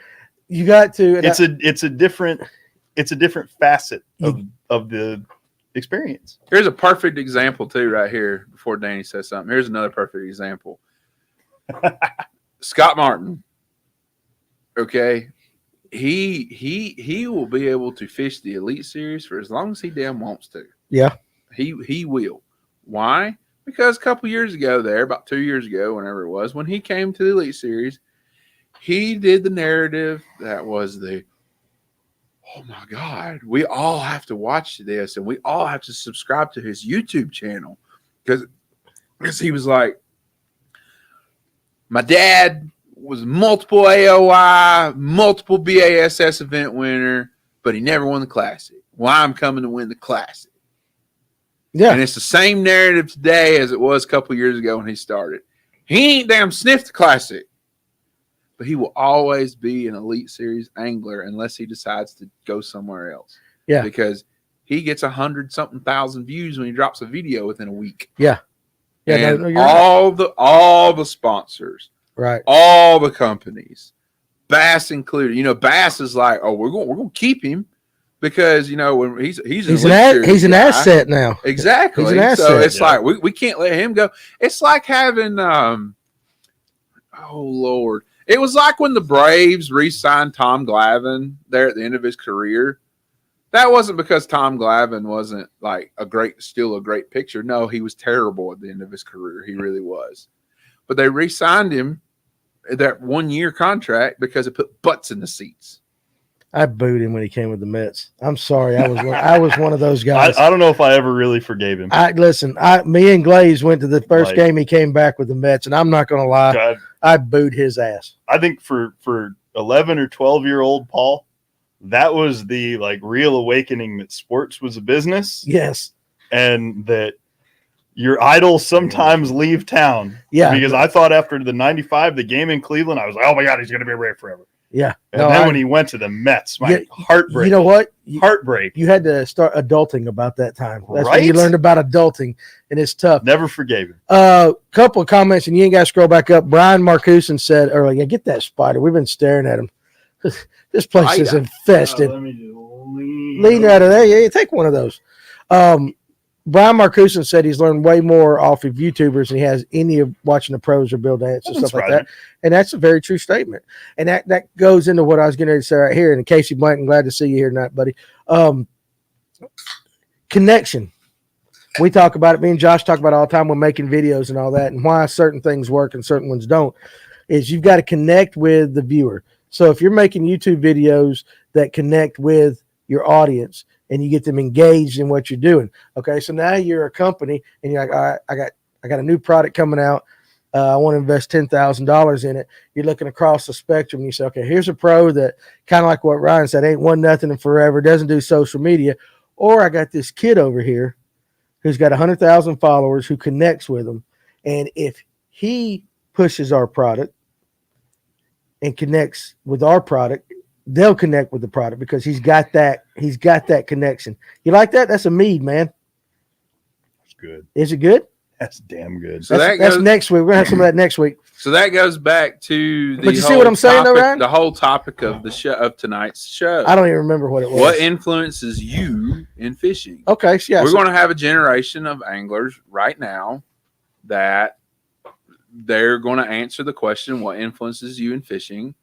And they're going to say Ben Milliken, Mikey Balls, Scott Martin, Mike Kennelly, just to name a few examples. That's going to be their influence. I want to fish. I want to do this because they do it. I'm sorry, I read Joey Metcalf's comment. That was pretty funny. My buddy used to get mad if I farted as we pulled up to a spot. I just told him, fart. Hell, Ike screams. Yeah, I mean, it's like that. You know what? And I'm a little older than a lot of you guys. I don't get influenced by pros at all in any sport. But I will watch a YouTube video and say, at least it makes me think on that level. And I think, now, this is something I've been thinking about as we've been talking. Yeah. Is part of it because YouTube feels more authentic. You see the guy tie the bait on. 100%. You know that he's using it. 100%. You watch him flip it out there. Uh-huh. It's not, the pros in the boat over there, and we saw him flip something, and a fish come over the rail, and later he said it was lure X. Yeah. So with YouTube, you got 30 seconds. You got this is kind of the stuff where you got 30 seconds to capture the person's attention span. And so you've got to make that connection. And so if you capture that, and by them being authentic and telling you what they're going to do, you'll watch the video. And then, yes, I think it is more authentic than a pro. I'm sorry. It's just like, and I love NASCAR, but watching them stand up with that damn Coca-Cola, like I know like half you guys ain't drinking that Coke. The only, every interview, you got to drink that. I have never went out and said, Team what? Coke. Dang, I think Dude, let's just be honest. I think I want a Coke right now. This was my thing with NASCAR with Coca-Cola. They just sweat their ass off for 3 hours. Last damn thing they need to drink was Coke. Yeah, but I'm one of those guys that will drink that. I'll drink the stuff I'm not supposed to. But I've never once went, Joey Logano won the race. He's drinking a Coke. I think I'm going to go buy some. Not one time. But Coke wants to be seen. They do it in movies now. Well, it's like you don't think about Joey Logano individually though. You see them all. They all drink. They Coke. all drink. They all drink Coke. They do. The Coke is there. It is there, and it's organic. Coke. And that's what it's supposed to be. And everybody's looking at it. You watch a movie and pay attention to some of these Hollywood movies where you might see only one brand of vehicle in it. It might just be Fords all the way through it. It's called organic advertising. Yeah. Or Yeti does it better than anybody. You watch a lot of these videos, and it doesn't say sponsored by Yeti. It doesn't say, but if you watch what they're using, you always see a Yeti in the background. Yep. And that's very important. That's how a lot of them are doing it. But what you guys in the comment section, seriously, like product placement, 100% right. I mean, what influences you guys to go out and buy a product or not buy a product? What I didn't see. What are we talking about? Brian Marcuson right at the bottom. The milk of Indy always running down their chin. I've never understood That's that. a tradition. That's a It is a yeah. tradition, Yeah. but Yeah. again, who the hell wants a big glass of milk after running a race? One guy a long time ago. and drink that milk after IndyCar race. And then they kiss. Yeah. Listen, Milk was a bad idea. and then they kiss the bricks. Like Yeah. that thing's Yeah, been- man. Listen, I'm not even gonna go there. I get myself in a lot of trouble, so I'm gonna hush. Be good boy tonight. Yeah, but again, but what? Honestly, so okay, Paul. If I wanted to convince you, I got a new worm. I want Paul to throw it. What would make Paul want to throw that worm? I got to see it work. You got to see it work. I got to see it work. And probably even more than that, I have to see it work in a situation that I either struggle in Yep, or a situation just that I relate to. that's Tim Hancock's comment right there. Pull that up there, Ron. Some of my most dependable, productive baits are something I saw someone on TV use, but in capital letters, but it made sense. So basically, Bingo. kind of what you just said, it made sense. Like if a guy is sitting in 3 foot of water and he's got a, what'd you say?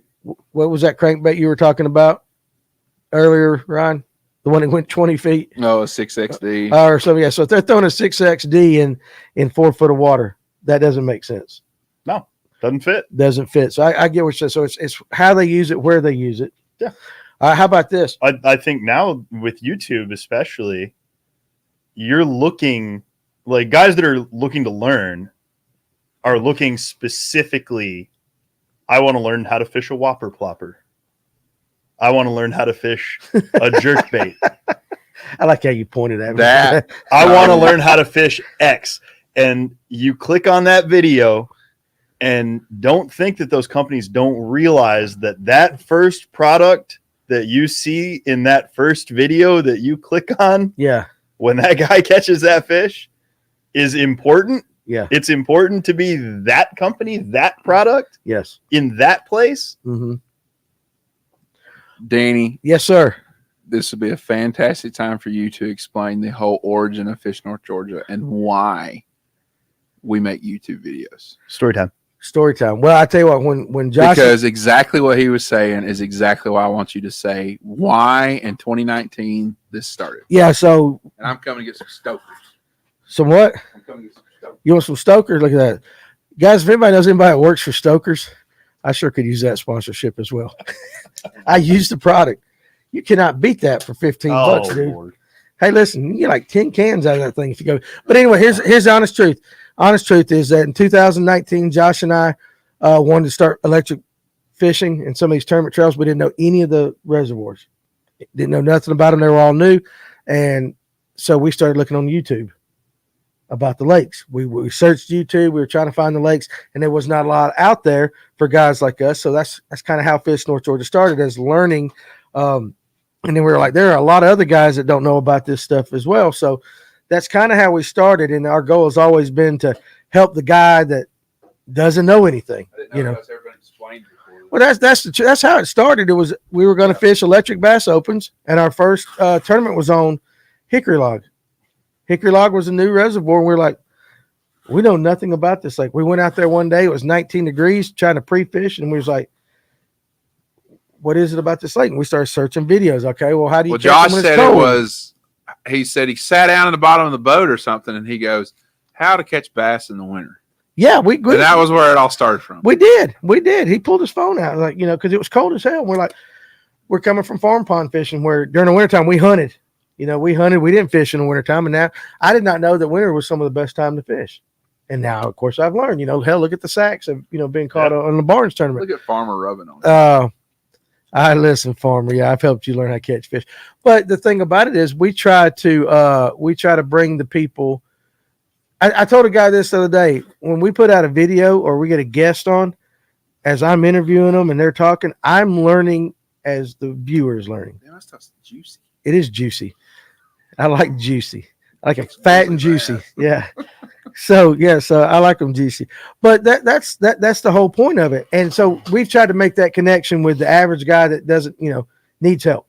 Yeah. And so that's how Fish North Georgia started, was basically we did not know what in the world we were doing, which is why I always get tickled. Some of our detractors always kind of like, well, they don't know nothing about fishing. Well, Nope. no, but the cool thing is I got a platform where I can learn about it and then help you guys learn about it as well. That's half of it. I guarantee you half. I would say the vast majority of people that come into the store are not experts. Wouldn't you say that, Ryan? 100%. 100%. They come in. How many days have we sat up there and just explained to somebody, talking to hours with guys like they want to know how to do this. And the best ones are the young kids that come in. Like there's this. What's Chris's last name? You know what I'm talking about? The young kid who Lure. McClure. That's I always forget his last name. I suck with names, but helping him out over at Latham, and then he's sending me pictures. That's the most gratifying thing is getting a text. Guy sends a picture, like, man. dude. Like he goes, I caught one on one of these things. I'm like, that's the good stuff. But let me ask you this. Let's turn the tables just a little bit. Oh boy. Last 30 minutes. Let's turn the tables just a little bit. What turns you off from buying a product when you see it either via a pro or a social influencer? What turns you off? What makes you say like, That that stuff guy tastes is, like NyQuil. huh? That stuff tastes like NyQuil. Oh, suck it up, dude. What turns you off, Paul? Like, do you watch a video and you're like, everybody makes fun of the Banjo Minnow, and they make fun of that because that crap came on at 2:00 in the morning when we were all either hungover or couldn't sleep. And we're like, Mighty bite. but you know what? Banjo minnow. But people have caught fish on a Banjo Minnow, guys. I mean, Well, I mean, the They caught a lot of fish. soft jerk bait is a sound concept. Like, they have caught fish off the Banjo like Minnow. you But it's like kissing your cousin. Nobody wants to talk how's it about it. different from a fluke? It really isn't that much. It really isn't. Like, What's up, Ron Pendergrass? I'm trying to think of like a turn off, like when I see a bait or I see something. A lot of times it's as simple as it doesn't fit what I do. What I like to do. I can do that. A lot of times now, like the game has become really derivative. Like you can only see so many Vision 110 clones before it's just another Vision 110 Yeah. clone. Right. I think the marketing, like you said, the Banjo Minnow. I sent y'all something the other day in jest that's been popping up on my YouTube. The glitter lure. The glitter lure. The glitter lure. It's a stripper lure. It's right. And it's just it's a crankbait with a window in it, and inside the window there's some glitter floating around. What? But Marketing. you guys should have watched that. The thing is, it's a funny commercial, but I mean, the product is obviously crap. So I think you begin to develop as your taste develops. It either doesn't fit what you do, doesn't fit what you want to do. I think as a consumer, you start to become wary of the magic bullet concept, where it's like, tie this on, and you're gonna load the boat. You're gonna go from zero to hero immediately. When it's not realistic. Yeah, when it's not realistic. Yeah. Hancock bought a flying lure. It filled a niche. I don't know. A big thing for me anymore, and this could go the wrong way real quick. If you put some cleavage out front with a fishing lure, I am probably less likely to be interested. No, I get that. Because I'm looking at the boobs and not the lure anyway. But I do get what you're saying. You're using a gimmick to sell your thing. There are some times where the influencer campaign, there you go, too heavy. Yeah. Where you start to feel, I'm being influenced. Like it's a balancing act, right? Between like, that looks like I relate to this person, I relate to this product, like I could use that. And they're hitting you over the head with Boobs. You catch a 20-pound bag. Yeah, that don't ever work. Wow. What about there's Rodney Dangerfield and Caddyshack? Hey, we're all gonna get laid. like, yeah, right. That's exactly what it is. That goes with, and I think we all should support females in the sports. I actually put out a short today. we need them back. Oh, Phil, I just said What? that was like a total stab at Josh. Oh, now listen, Total Box Audio and Howler Brothers. If Josh, my partner's watching, he has both of those. He likes them both. I get You just that. stabbed him. You probably just hit him in the heart. Going to be squaring off in the parking lot. In the heart. Yeah, I'm really not. But there's some If I'm fishing, I don't want music. and you can tell at trying too hard. I think that's the way to probably sum it up. Is you can tell when they're trying too hard. Yeah. When you see it everywhere. Yeah. Like, how good is a moonshine rod if it's got to be on every platform, every 5 seconds, every video you click on? You're trying a little too hard. Yeah. What before I tell what turns me off, what turns you off, Ryan? What makes you not want to buy a product? Oh, Do I need to come back to you and let you think on that? what turns me off? Like, Kind of like this. like if you see something, yeah. Everybody pay attention to the screen right here. Uh-oh. I'm scrolling, and then it's like I see a teardrop weight and a worm drop shot. That's how fast it turns me off. Oh, okay, I got what you said.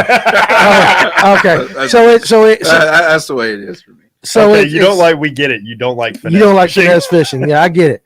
Well, And he don't like stokers, I don't think either. no, not really. I like it. It's not Copenhagen. No, but Copenhagen's the best.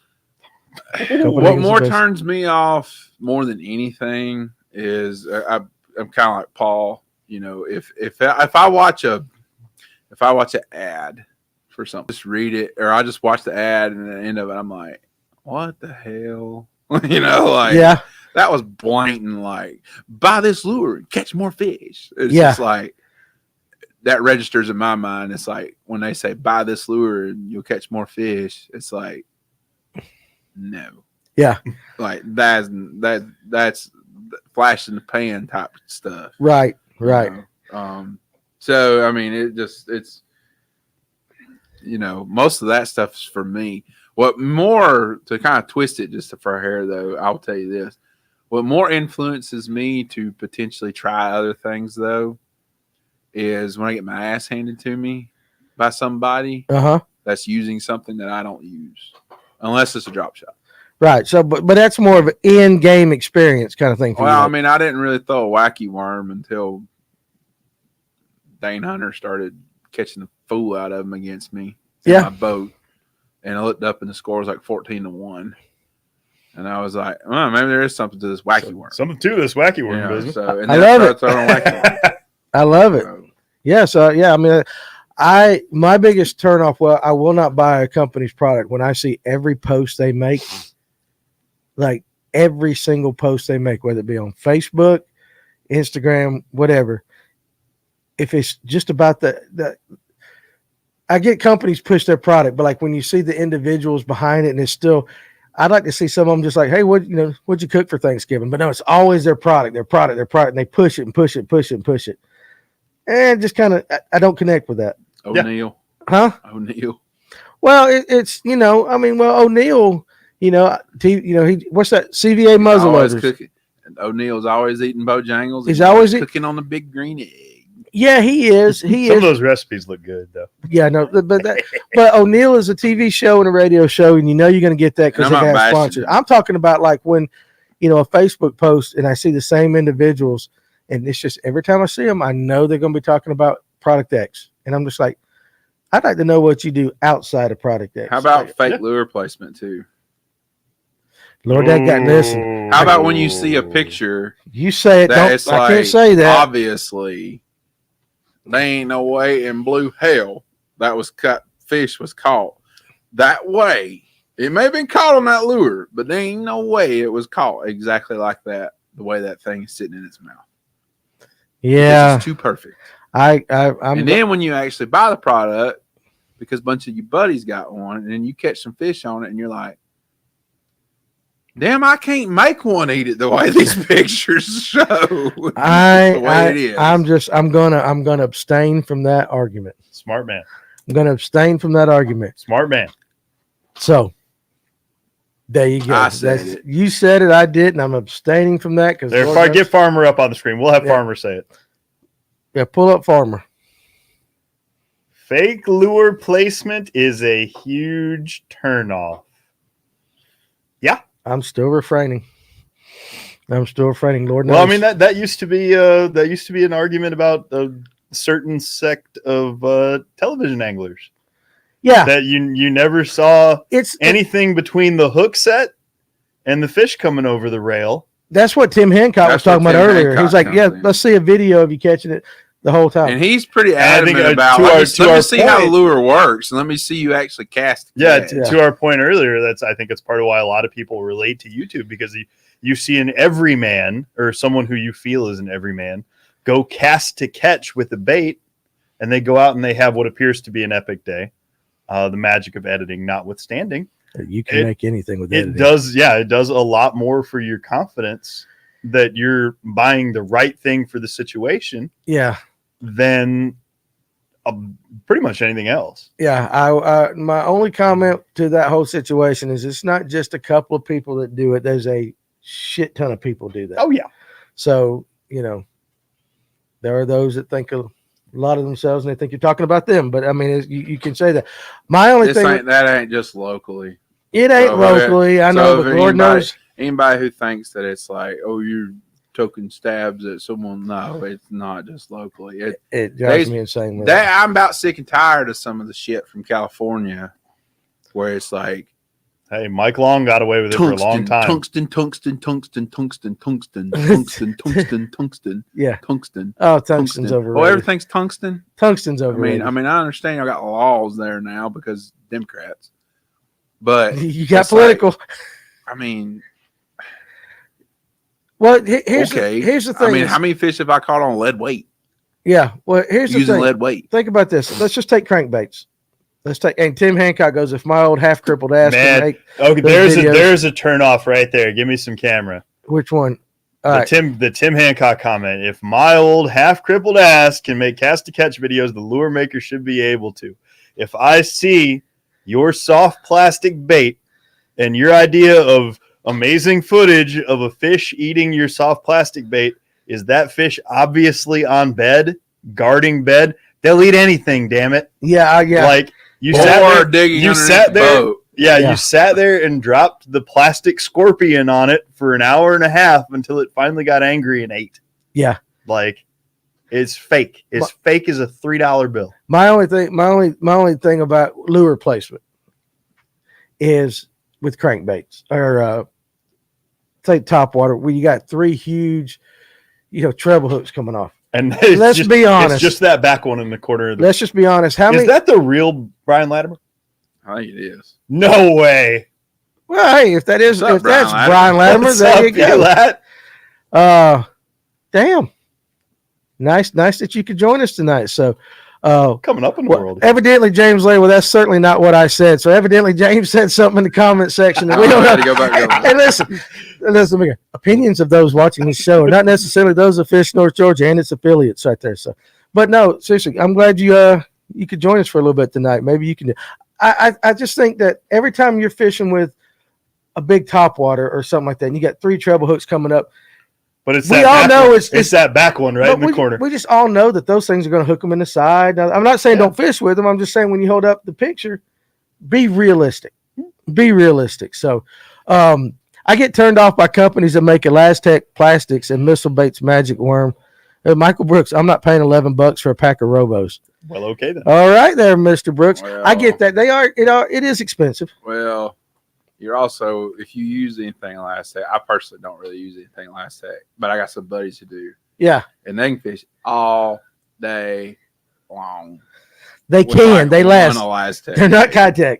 They ain't no Kitec. The So, opposite of kite. But- you put an Elastec top trailer on the back of your chatterbait, and you jack 25 in one day on that chatterbait. Odds are pretty good if you don't lose that chatterbait. Odds are pretty good that Elastec trailer still gonna be on the back of that chatterbait. There's true. But dadgummit, if I want to throw a Ned rig, I shouldn't have to glue that son of a gun. I shouldn't have to glue it. I should not have to pull super glue out and glue it. But I listen. I throw Ned rig. I thought it works. So, but again, yeah, Brian Ladd. I don't know what James Larry said, but get him, dog, right there. So, you go find. Let's go find what James said. Controversy. We're gonna here. see. If we got B-Lat watching us for a little bit tonight, something must have been said.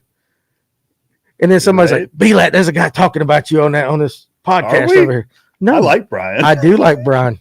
I like that he fishes with his kids. He tells it like it is. Right? I like that he fishes with his kids. And he throws in that kayak a little bit too. He does. He likes that kayak. No, I actually interacted with him on Facebook a couple weeks ago about that. Seems like a really why cool dude. people, and we mentioned it actually on the show, why people like to see specific content so much. Yeah. And it was the point we've been making kind of all along is they want to see something that they relate to directly. Yeah. That it's, a bass is a bass is a bass is a bass. Like catching one out of a kayak isn't terribly different from catching one out of a big boat. But in the mind of the angler who's out there fishing, you're damn right. Like, yeah, it is. oh, it's way different. Like Ryan There- Sheffield can run listen. 80 spots a day in his Phoenix, and I can run about 10. Like, I don't know what Larry said. You never found it, so but I mean, No, I think I Brian's know. point was absolutely correct, though. Like, bass don't stop acting like bass just because you're fishing out of a plastic boat versus a. I know what it tournament. was, Ryan. What? It was something about colors. When we were talking about colors, I think James made a comment that Latimer said there's only like 3 colors or something like that, or something. I don't remember that. Ryan, I thought you were a 3-color guy. How many colors of jig are there? Really? To me too. Yeah, like, No, 3 because you got your winter time. I mean, you got your fall crawl kind of color, your brownish ones. You got your green pumpkin variation. In black and you blue. only black need and 2 blue. colors and 3. There it is, right there. Pull that up. Brian Latimer says you only need 2 colors and 3 lures. To catch fish, wouldn't disagree. Yeah, but did B-Lad say that? But Brian Oh. said, He said that's not exactly. He said that's not exactly He said what that- he said. he goes, Wow, what wait did a he say? second now. You know, yeah, that's funny. That's certainly, That's certainly not what I said. You know what though? It's probably not that far off base. Well, I tell you what though, honestly, with the jig, Well, the one thing about There's Brian yeah. Latimer is he sticks to his guns, so we respect that. Yeah. 100%. I just like that he fishes with his But kids. it's like people. I'm sure Ryan, you've had people ask you like, "Oh man, I'm on Lanier. I can't figure him out. What do I do?" And I tell people, I say, "There's about 4 things you need to really be able to do, Yeah. to experience consistent success on Lake Lanier: Which are Yeah, shaky head, drop shot, top water, spoon." I would. Like, Yeah, I would say your Kitech. yeah, I throw that in there. they're underspin. You 5 understand? things. Yeah, 5 things. Or maybe yeah. you trade one out. I would it's trade neither the- here nor there. I would take that over the spoon, but yeah, There- a lot of guys throw the spoon. There are just a very few core concepts that, if you're proficient, Uh huh. if You can catch fish. you can catch fish 365 days a year. You can go get a shaky head bite on freaking Lake Lanier. It's not like Justin, it's Tim. not magic. I'm colorblind. What color? Jig. Let me ask you know what? That's kind of funny. If you're a colorblind individual and you walk into a tackle shop, does everything look the same? you like that one guy who comes Depends up what kind. here and he brings his wife with him because he had a welding accident. Is there more to that story? No, he used to come up to the store pretty regularly and He reads the package. read the package. But how the hell do you know what red looks like? What's if you can't sexy? see What's a red? But he had a Sexy welding. shadow. He had a welding accident, and he's a damn good fisherman. Yeah, But he had a welding accident, and every time him and his wife would always come in, and he would always say, "What color is that?" that's right. I You know remember what I'm that. talking Yes. about now. And Yes. she's like, and she over there, she's like, I learned all these colors because I have to go shopping with him to tell him what color stuff That's is. true. They would Swear come. to God, They would true come into story. the store. That's yeah, awesome. but Give me Farmer there for a second. jig Paul. No, the one above that. That's not an excuse. The hook set keeps me on. Actually, it's That's pretty not cool. an excuse. It's actually pretty cool. I have So, a vicious hook set and I fish out of a kayak. listen. I jerked a creek chub about 400 foot in the air today. I thought it was that big old trout. Listen, Swing and- hard. Tad's like, trout's different, man. You just got wrist, lay into him, just get it tight. That joker, I saw this big, and he was coming, and I laid that fly perfect, one of a few perfect casts, and I saw him start to swirl, and my top fly went under, and I set the hook, and it was about a 4-inch creek chub that just didn't know what the hell happened. he went from his comfort zone to flying with the eagles and landing up on the bank behind me. You I had let a him heck of go. a story to tell. Oh, I always got the stories like that. But I'm sorry, man. Like, I'm like really curious now. If you're born colorblind and you walk into a tackle shop, what do you see? How do you choose something? How do you choose a color? Just darks and lights? I mean, there are some things you would know just from research, right? And then color blindness obviously isn't. There's some things money can't buy, but for everything else, there's MasterCard. I don't know, man. I'm not going to get scientific on red versus blue colorblind and all that. I just wonder. I just wonder. Just read the package. Just Timmy's He pretty. keeps saying, just read He's the package. he's pretty adamant. Just read the package. Yeah, but what if is you a don't- fire craw? Damn it! What is a sexy? Oh, crowd? listen. I know a guy. This is no lie. Who's an electrician who's colorblind. Now you work with low voltage wiring. We all know it's blue, red, yellows. If you ever wire up a thermostat, everybody knows it's like 4 or 5 different colors. Which one does he clip? I don't know. You know what? He just remember me. I remember him telling me I'm colorblind, and I'm like, okay, yeah, you're wiring up people's houses and all that. So interesting. Danny Pruitt, wish we could ask Aaron Martins. Aaron Martins was colorblind. I did not know that. Yeah, that's true. I wish he was still around, dude. Absolutely, but I did not know that. White everything. Brian Marqueson just white. I did not know It Aaron works. Martins was colorblind though. I had no. That idea. would be an interesting conversation though for a professional angler. Just just Probably find how do out you- it matters a lot less than you thought. That's what I'm thinking. Like, I mean, if you're colorblind, you're not like. I actually read one of those, and the Lake Lanier guys are going to blast this. Shades are harder to distinguish. I get that. Tim Hancock, people make way too big a deal of color, but it sells baits. Yes. But I read, and it was, I think, with the University of Michigan and in another university was doing a study, and this is going to be that video about colors, that bass cannot see or tell that chartreuse is chartreuse. Chartreuse is for Chartreuse. I don't know about that. Listen, I know that's what I'm saying. Chartreuse, the cones in a fish's eyes cannot pick up the color chartreuse. It looks more like a shade to them. Now, Interesting. I don't know that to be true. I am not saying that Interesting. that's true, guys. So don't go Well, all over. Danny so Pruitt they said, do they perceive it as lighter or darker than the I don't rest know. of the body of the bait? I'm still Like, doing that study. Okay. I don't know, but Well, it's like I know when we were salmon fishing, like I dove into salmon fishing yeah, and found out I think it was Michigan State did a study that salmonids like trout and salmon perceive spots and bars extremely prominently.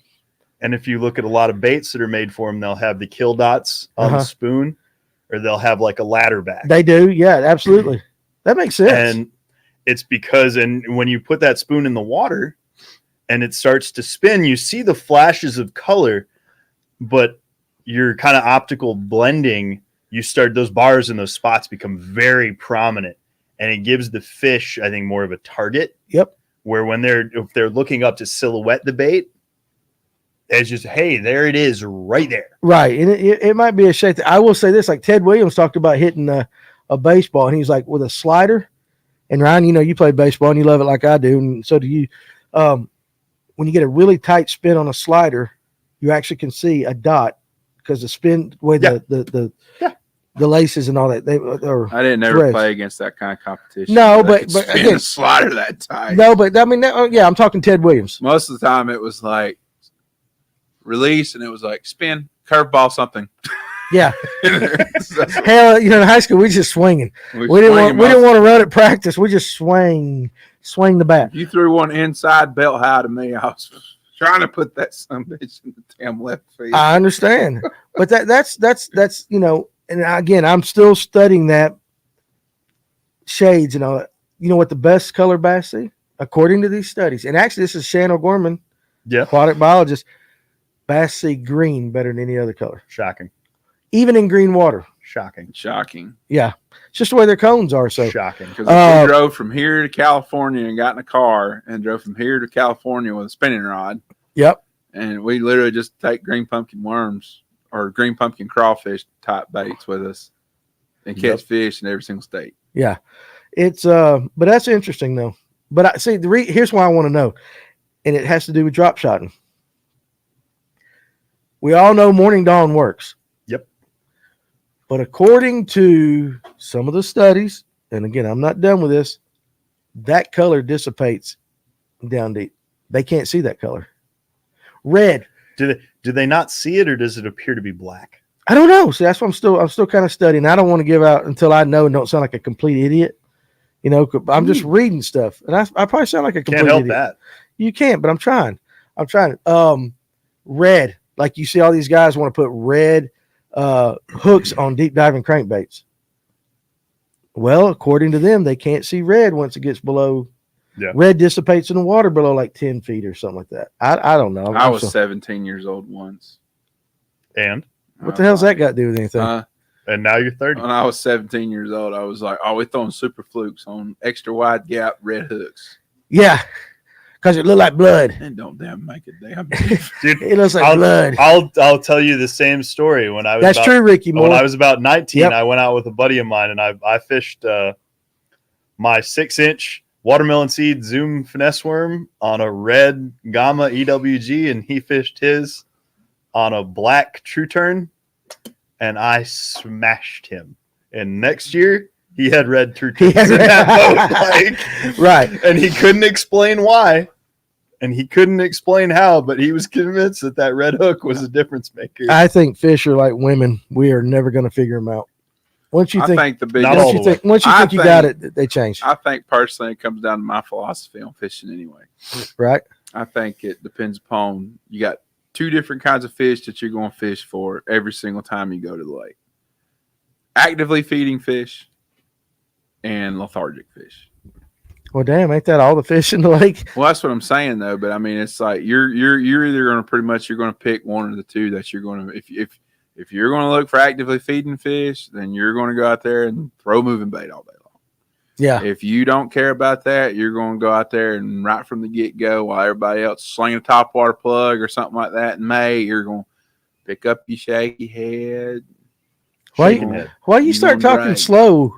Huh? You're going to drag. Are you 'Cause he pulling likes out your Bill Bill Payne. Payne? Because he Yeah. likes Bill Payne. I do like Payne. Bill Payne. Bill Payne's a legend. If it's slow, slow it down. If you think you're going slow, go slower. How's Bill doing? We haven't talked to him. I haven't. I need to get him back down here. He's always a You joy do. every time he comes in. You know what, though? You know what I like about Bill? He just keeps to his damn self and does what he wants to do. You don't ever hear nothing out of Bill Payne other than pictures of, here's all the fish I caught today. You know, we're catching fish. That's all you hear from Bill Payne. He's past all that, man. He is. I He's like just Bill. going fishing. I actually enjoyed it. I Him hope and- his him health and is Phil. We good. need to see if we can get Phil on here again too. We can get Phil on here. Phil don't shut up when he's on here. I can't get a word in when Phil's here. No, actually, I'm just joking, Phil. All right, guys, we've gone about 2 hours.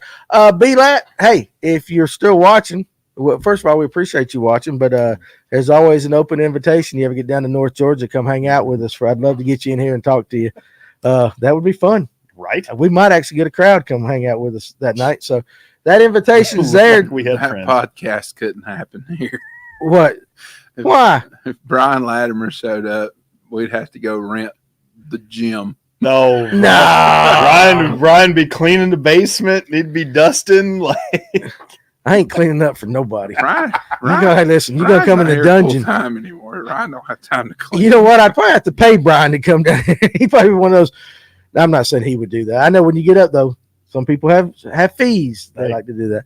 A lot of people who don't deserve those fees have those fees, but he would be one that would for sure. So, but anyways, again, hey, we appreciate you joining us, guys. Hey, listen, if you're going to be out on the water, and I don't know why you would this weekend with all the good football games coming on, but it's going to be Ooh. raining.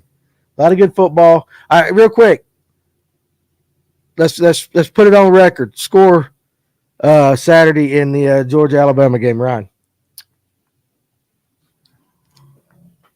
You really want me to answer that question? Yeah, I do. Yeah, hell, I didn't ask it if I didn't want you to answer it. Come on, put it on the record. Let's go.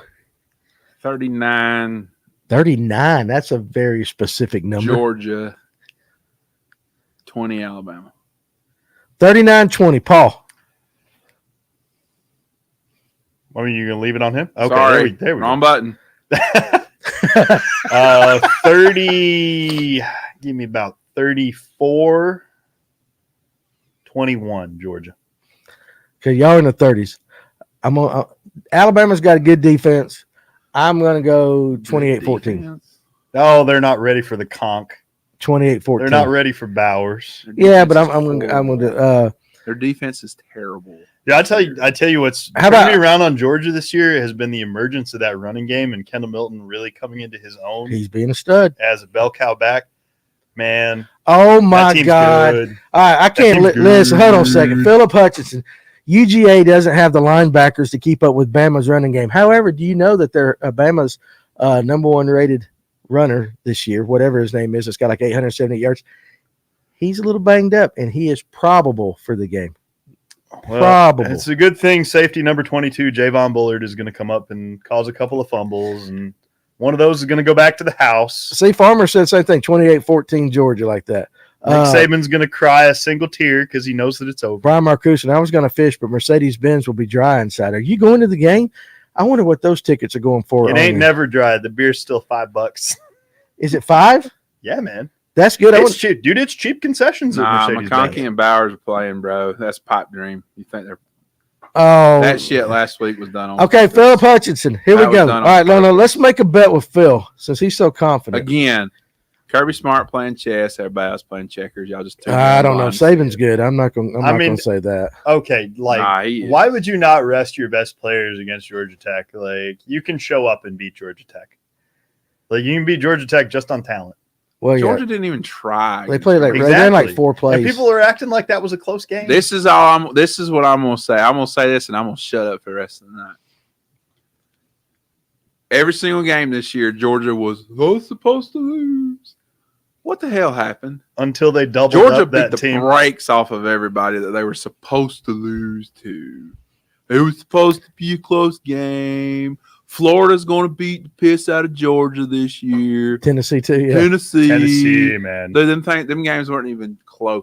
When Georgia wants to play, Georgia will play. And they play. When they play McNeese State, they just gonna get by, and Kirby's gonna see how many, if he can get up to 90 players play that game. Okay. That is what he does. All right. So Phil Hutchinson, let's make a bet right now. Let's get it on record.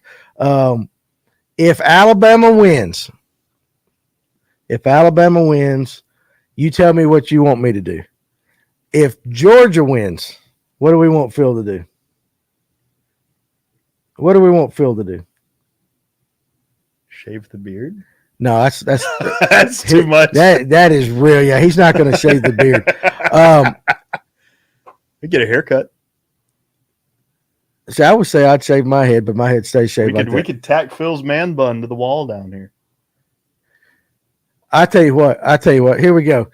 Philip, if Alabama wins, you got to come in here. I'm not a betting man, fellas. So I was going to say, Oh, now he don't want Yeah. He gonna talk the talk, but he ain't gonna. I'm not a betting man. Crawdad. I was going to say you had to come up here and do an episode, and you have to sit over in that chair in your drawers all night, no shirt, no nothing. And if Alabama wins, I'll do mine. I'll sit. I'll do a show naked. Danny's been spoiling to do something in his drawers since this thing Listen, kicked off. Only reason is because it's going to be cold down here. My boobs will be tight. I don't look like I need a bra. Look almost like you need to get. Yeah, I know. I got tight abs. Anyway, guys, hey, listen, we had some good times tonight with you guys talking. Appreciate you joining us. Appreciate all our fine sponsors. List them all again real quick there, Ryan. All of our Just fine list them. sponsors. Yeah, just list them. Adams Renovations. Yep. Festive Water. Yep. Turner Tire. Yep. Sonar Pro. The best. Nice. And Etowah. Bob Meadery. Yep. In Dahlonega. That's right. And got And, Opson coming next week. And then what is it called? Opson. Opson. I hope I'm pronouncing it What right. do they do? It is a new fluorocarbon. They make fluorocarbon leaders for tuna fishermen and stuff out west. Real Okay. well known out west. Okay. They get in the freshwater game. And of go. course, they're going to bring their stuff out here, so we're going to do that. Do it. Anyway, yeah, go Dogs tonight. Anyway, listen, whatever you decide to do this weekend, be careful. If you're out there, it's going to rain. So if you're on the water, make sure you dress warm and all that. And again, we appreciate you guys. Make sure if you're watching on YouTube, you hit that like and subscribe button. And also all our social media, follow us on everything. Got some good stuff coming down the pipes. And again, Ryan and Paul, appreciate you guys coming up here tonight and hanging with me. And guys, again, Fish North Georgia. It's all about this community, and we appreciate you guys being a part of it. And we'll see you next week. You guys have a good weekend.